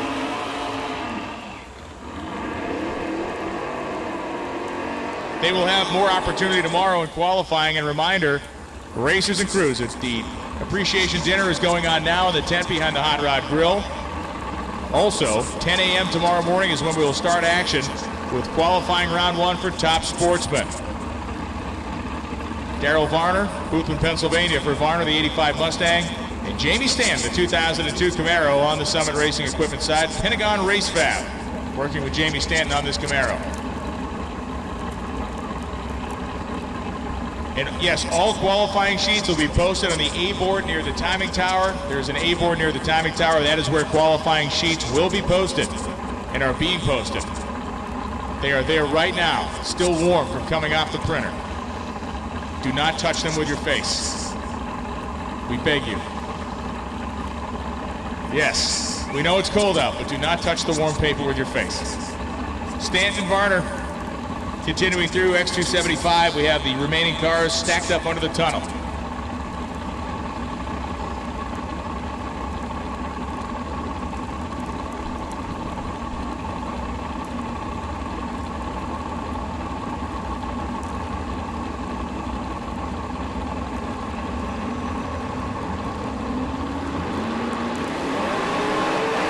Stanton goes into a wheel stand and has to pedal. Look at the header flames out of both of these cars.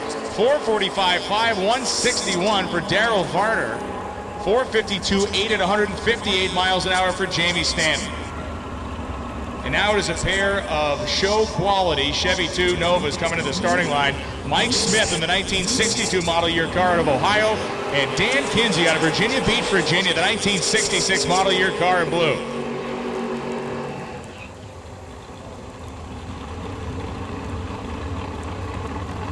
Two different generations of Nova in terms of the styling as they make their way back to the starting line. But you gotta love Smith's car, very classy looking with the two-tone paint job. It's a super clean car, and Kinsey's machine fits right in there. Race flow development and precision racing technology helping Dan Kinsey get his 1966 Nova successfully down the racetrack.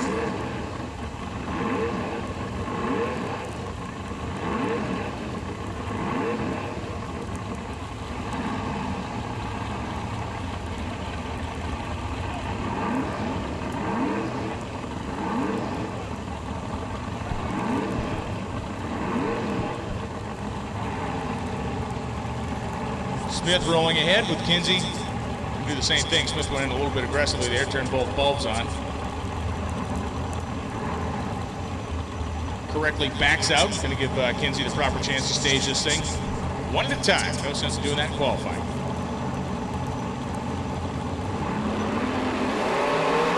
Oh man, header flames out, wheels up for Mike Smith, but it's Kinsey with the horsepower here. 4:38.4 at 166 miles an hour for Dan Kinsey as Mike Smith goes 4:65.6 at 151. Smith's run may have been a little bit more artistic looking with the wheel stand and the header flames, but it's Dan Kinsey who is quicker, more efficient down the racetrack by nearly 0.3 of a second. Dan Kinsey goes to the number 3 qualifying spot, only 400ths behind Hull and only 1/100th behind Tim Dalton. Mike Smith is now the number 8 qualifier. Craig Walls coming up from Delaware, the 1991 Mustang.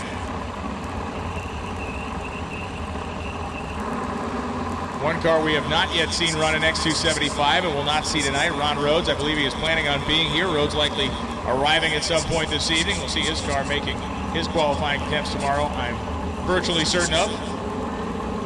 Hultech and Mark Benson Racing Engines supporting Craig Walls.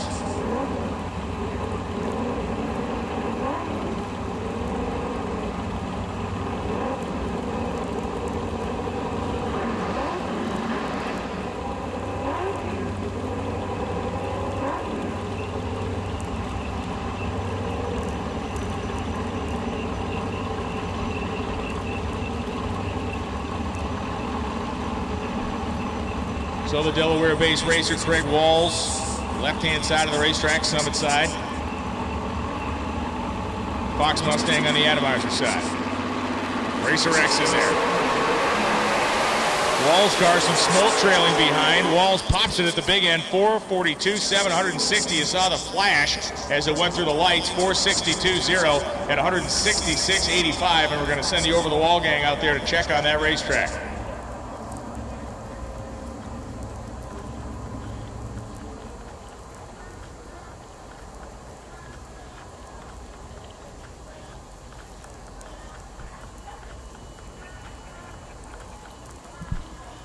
So the final two cars sitting at the ready line right now as we make this last check of the racetrack, and it is clear. So we will finish the evening with Austin Keene in the fridge and Dave Farlow from Bahama, North Carolina.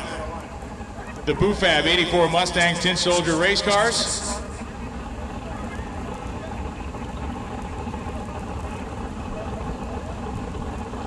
As the final pair of race cars complete their burnouts here to end the night. What a day it has been with testing and qualifying so far at the CompCam Shakedown Nationals 17. It will pick up tomorrow morning at 10 a.m. with Top Sportsman. Those of you that have to be at work tomorrow, you will go to MotorMania TV, you will watch the live stream and not do anything at work tomorrow. Well, we qualify. That is our mission, is to have you do nothing at work tomorrow. Yeah. And the good news here, you have a mute button on your computer. The people in the tower are stuck listening to me all day. You can watch in silence.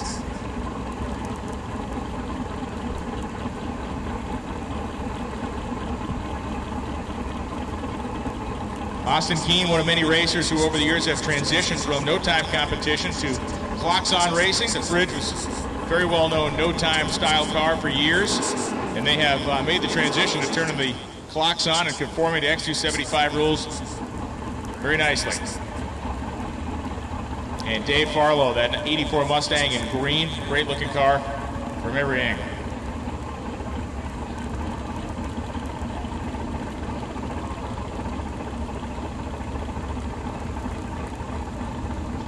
Last pair of the night. Can either one of these cars get around Charles Hull's 434 in X275? Will not be Austin Keene. For Dave Farlow, he will scream his way down the racetrack and go a clean 462.3 at 156.53 miles an hour. And that closes out day one of the 2019 Shakedown Nationals 17, presented by CompCams here at Virginia Motorsports Park. Thanks to the fans who came and hung out. Thanks to the campers who got their campfires burning and will be here all weekend long to watch the action. And thanks to everybody who participated in the race today. For those of you watching on MotorManiaTV.com or the MotorMania YouTube channel, we'll be live again starting just before 10 o'clock tomorrow morning. And for racers, we will lead off tomorrow morning at 10 a.m. with Top Sportsman qualifying session number 1. Thanks, everybody. Have a good night. Have a safe night in the pits. And we'll see you tomorrow morning here at Virginia Motorsports Park with Top Sportsman qualifying at 10 a.m. Also, there is food remaining. Racers and crews, get over there to the Racer Appreciation Dinner. You got no excuse now. All the cars have gone down the racetrack. Head over there and grab a bite to eat before you go into your service for the night or before you go off the deep end with the fun tonight. Go there and have a dinner that has been provided to you by the folks here at Virginia Motorsports Park. The Franklin family, always very conscientious to be customer service oriented. This is something they've done for you, so please take advantage.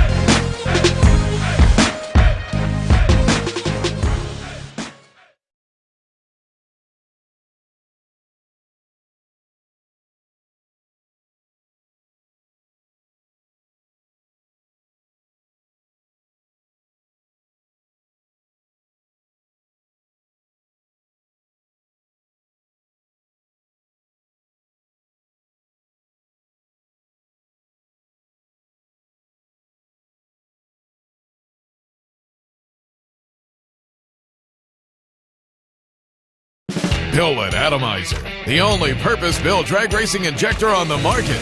Built and manufactured by racers in the USA. Custom sizing and inlet designs, an all-new website, complete refresh service, and the only rebuildable fuel injector on the market. You get the right injector the first time. See why more champions run our injectors than any other brand at atomizerfuelcomponents.com.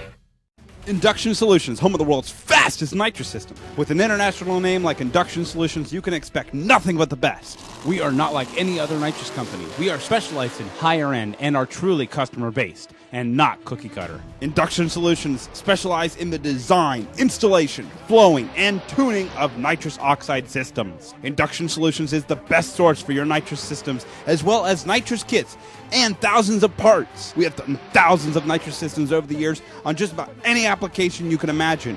From street legals to pro mods, we do them all. We are known for our direct port nitrous systems, both wet and dry, as well as plate systems, and our very own plenum system, the Punisher. All of our work is custom. Every single system is built specifically for your setup. We are always open to make our customers' nitrous dreams a reality. Check us out today at www.inductionsolutions.com or give us a call at 352-593-5900.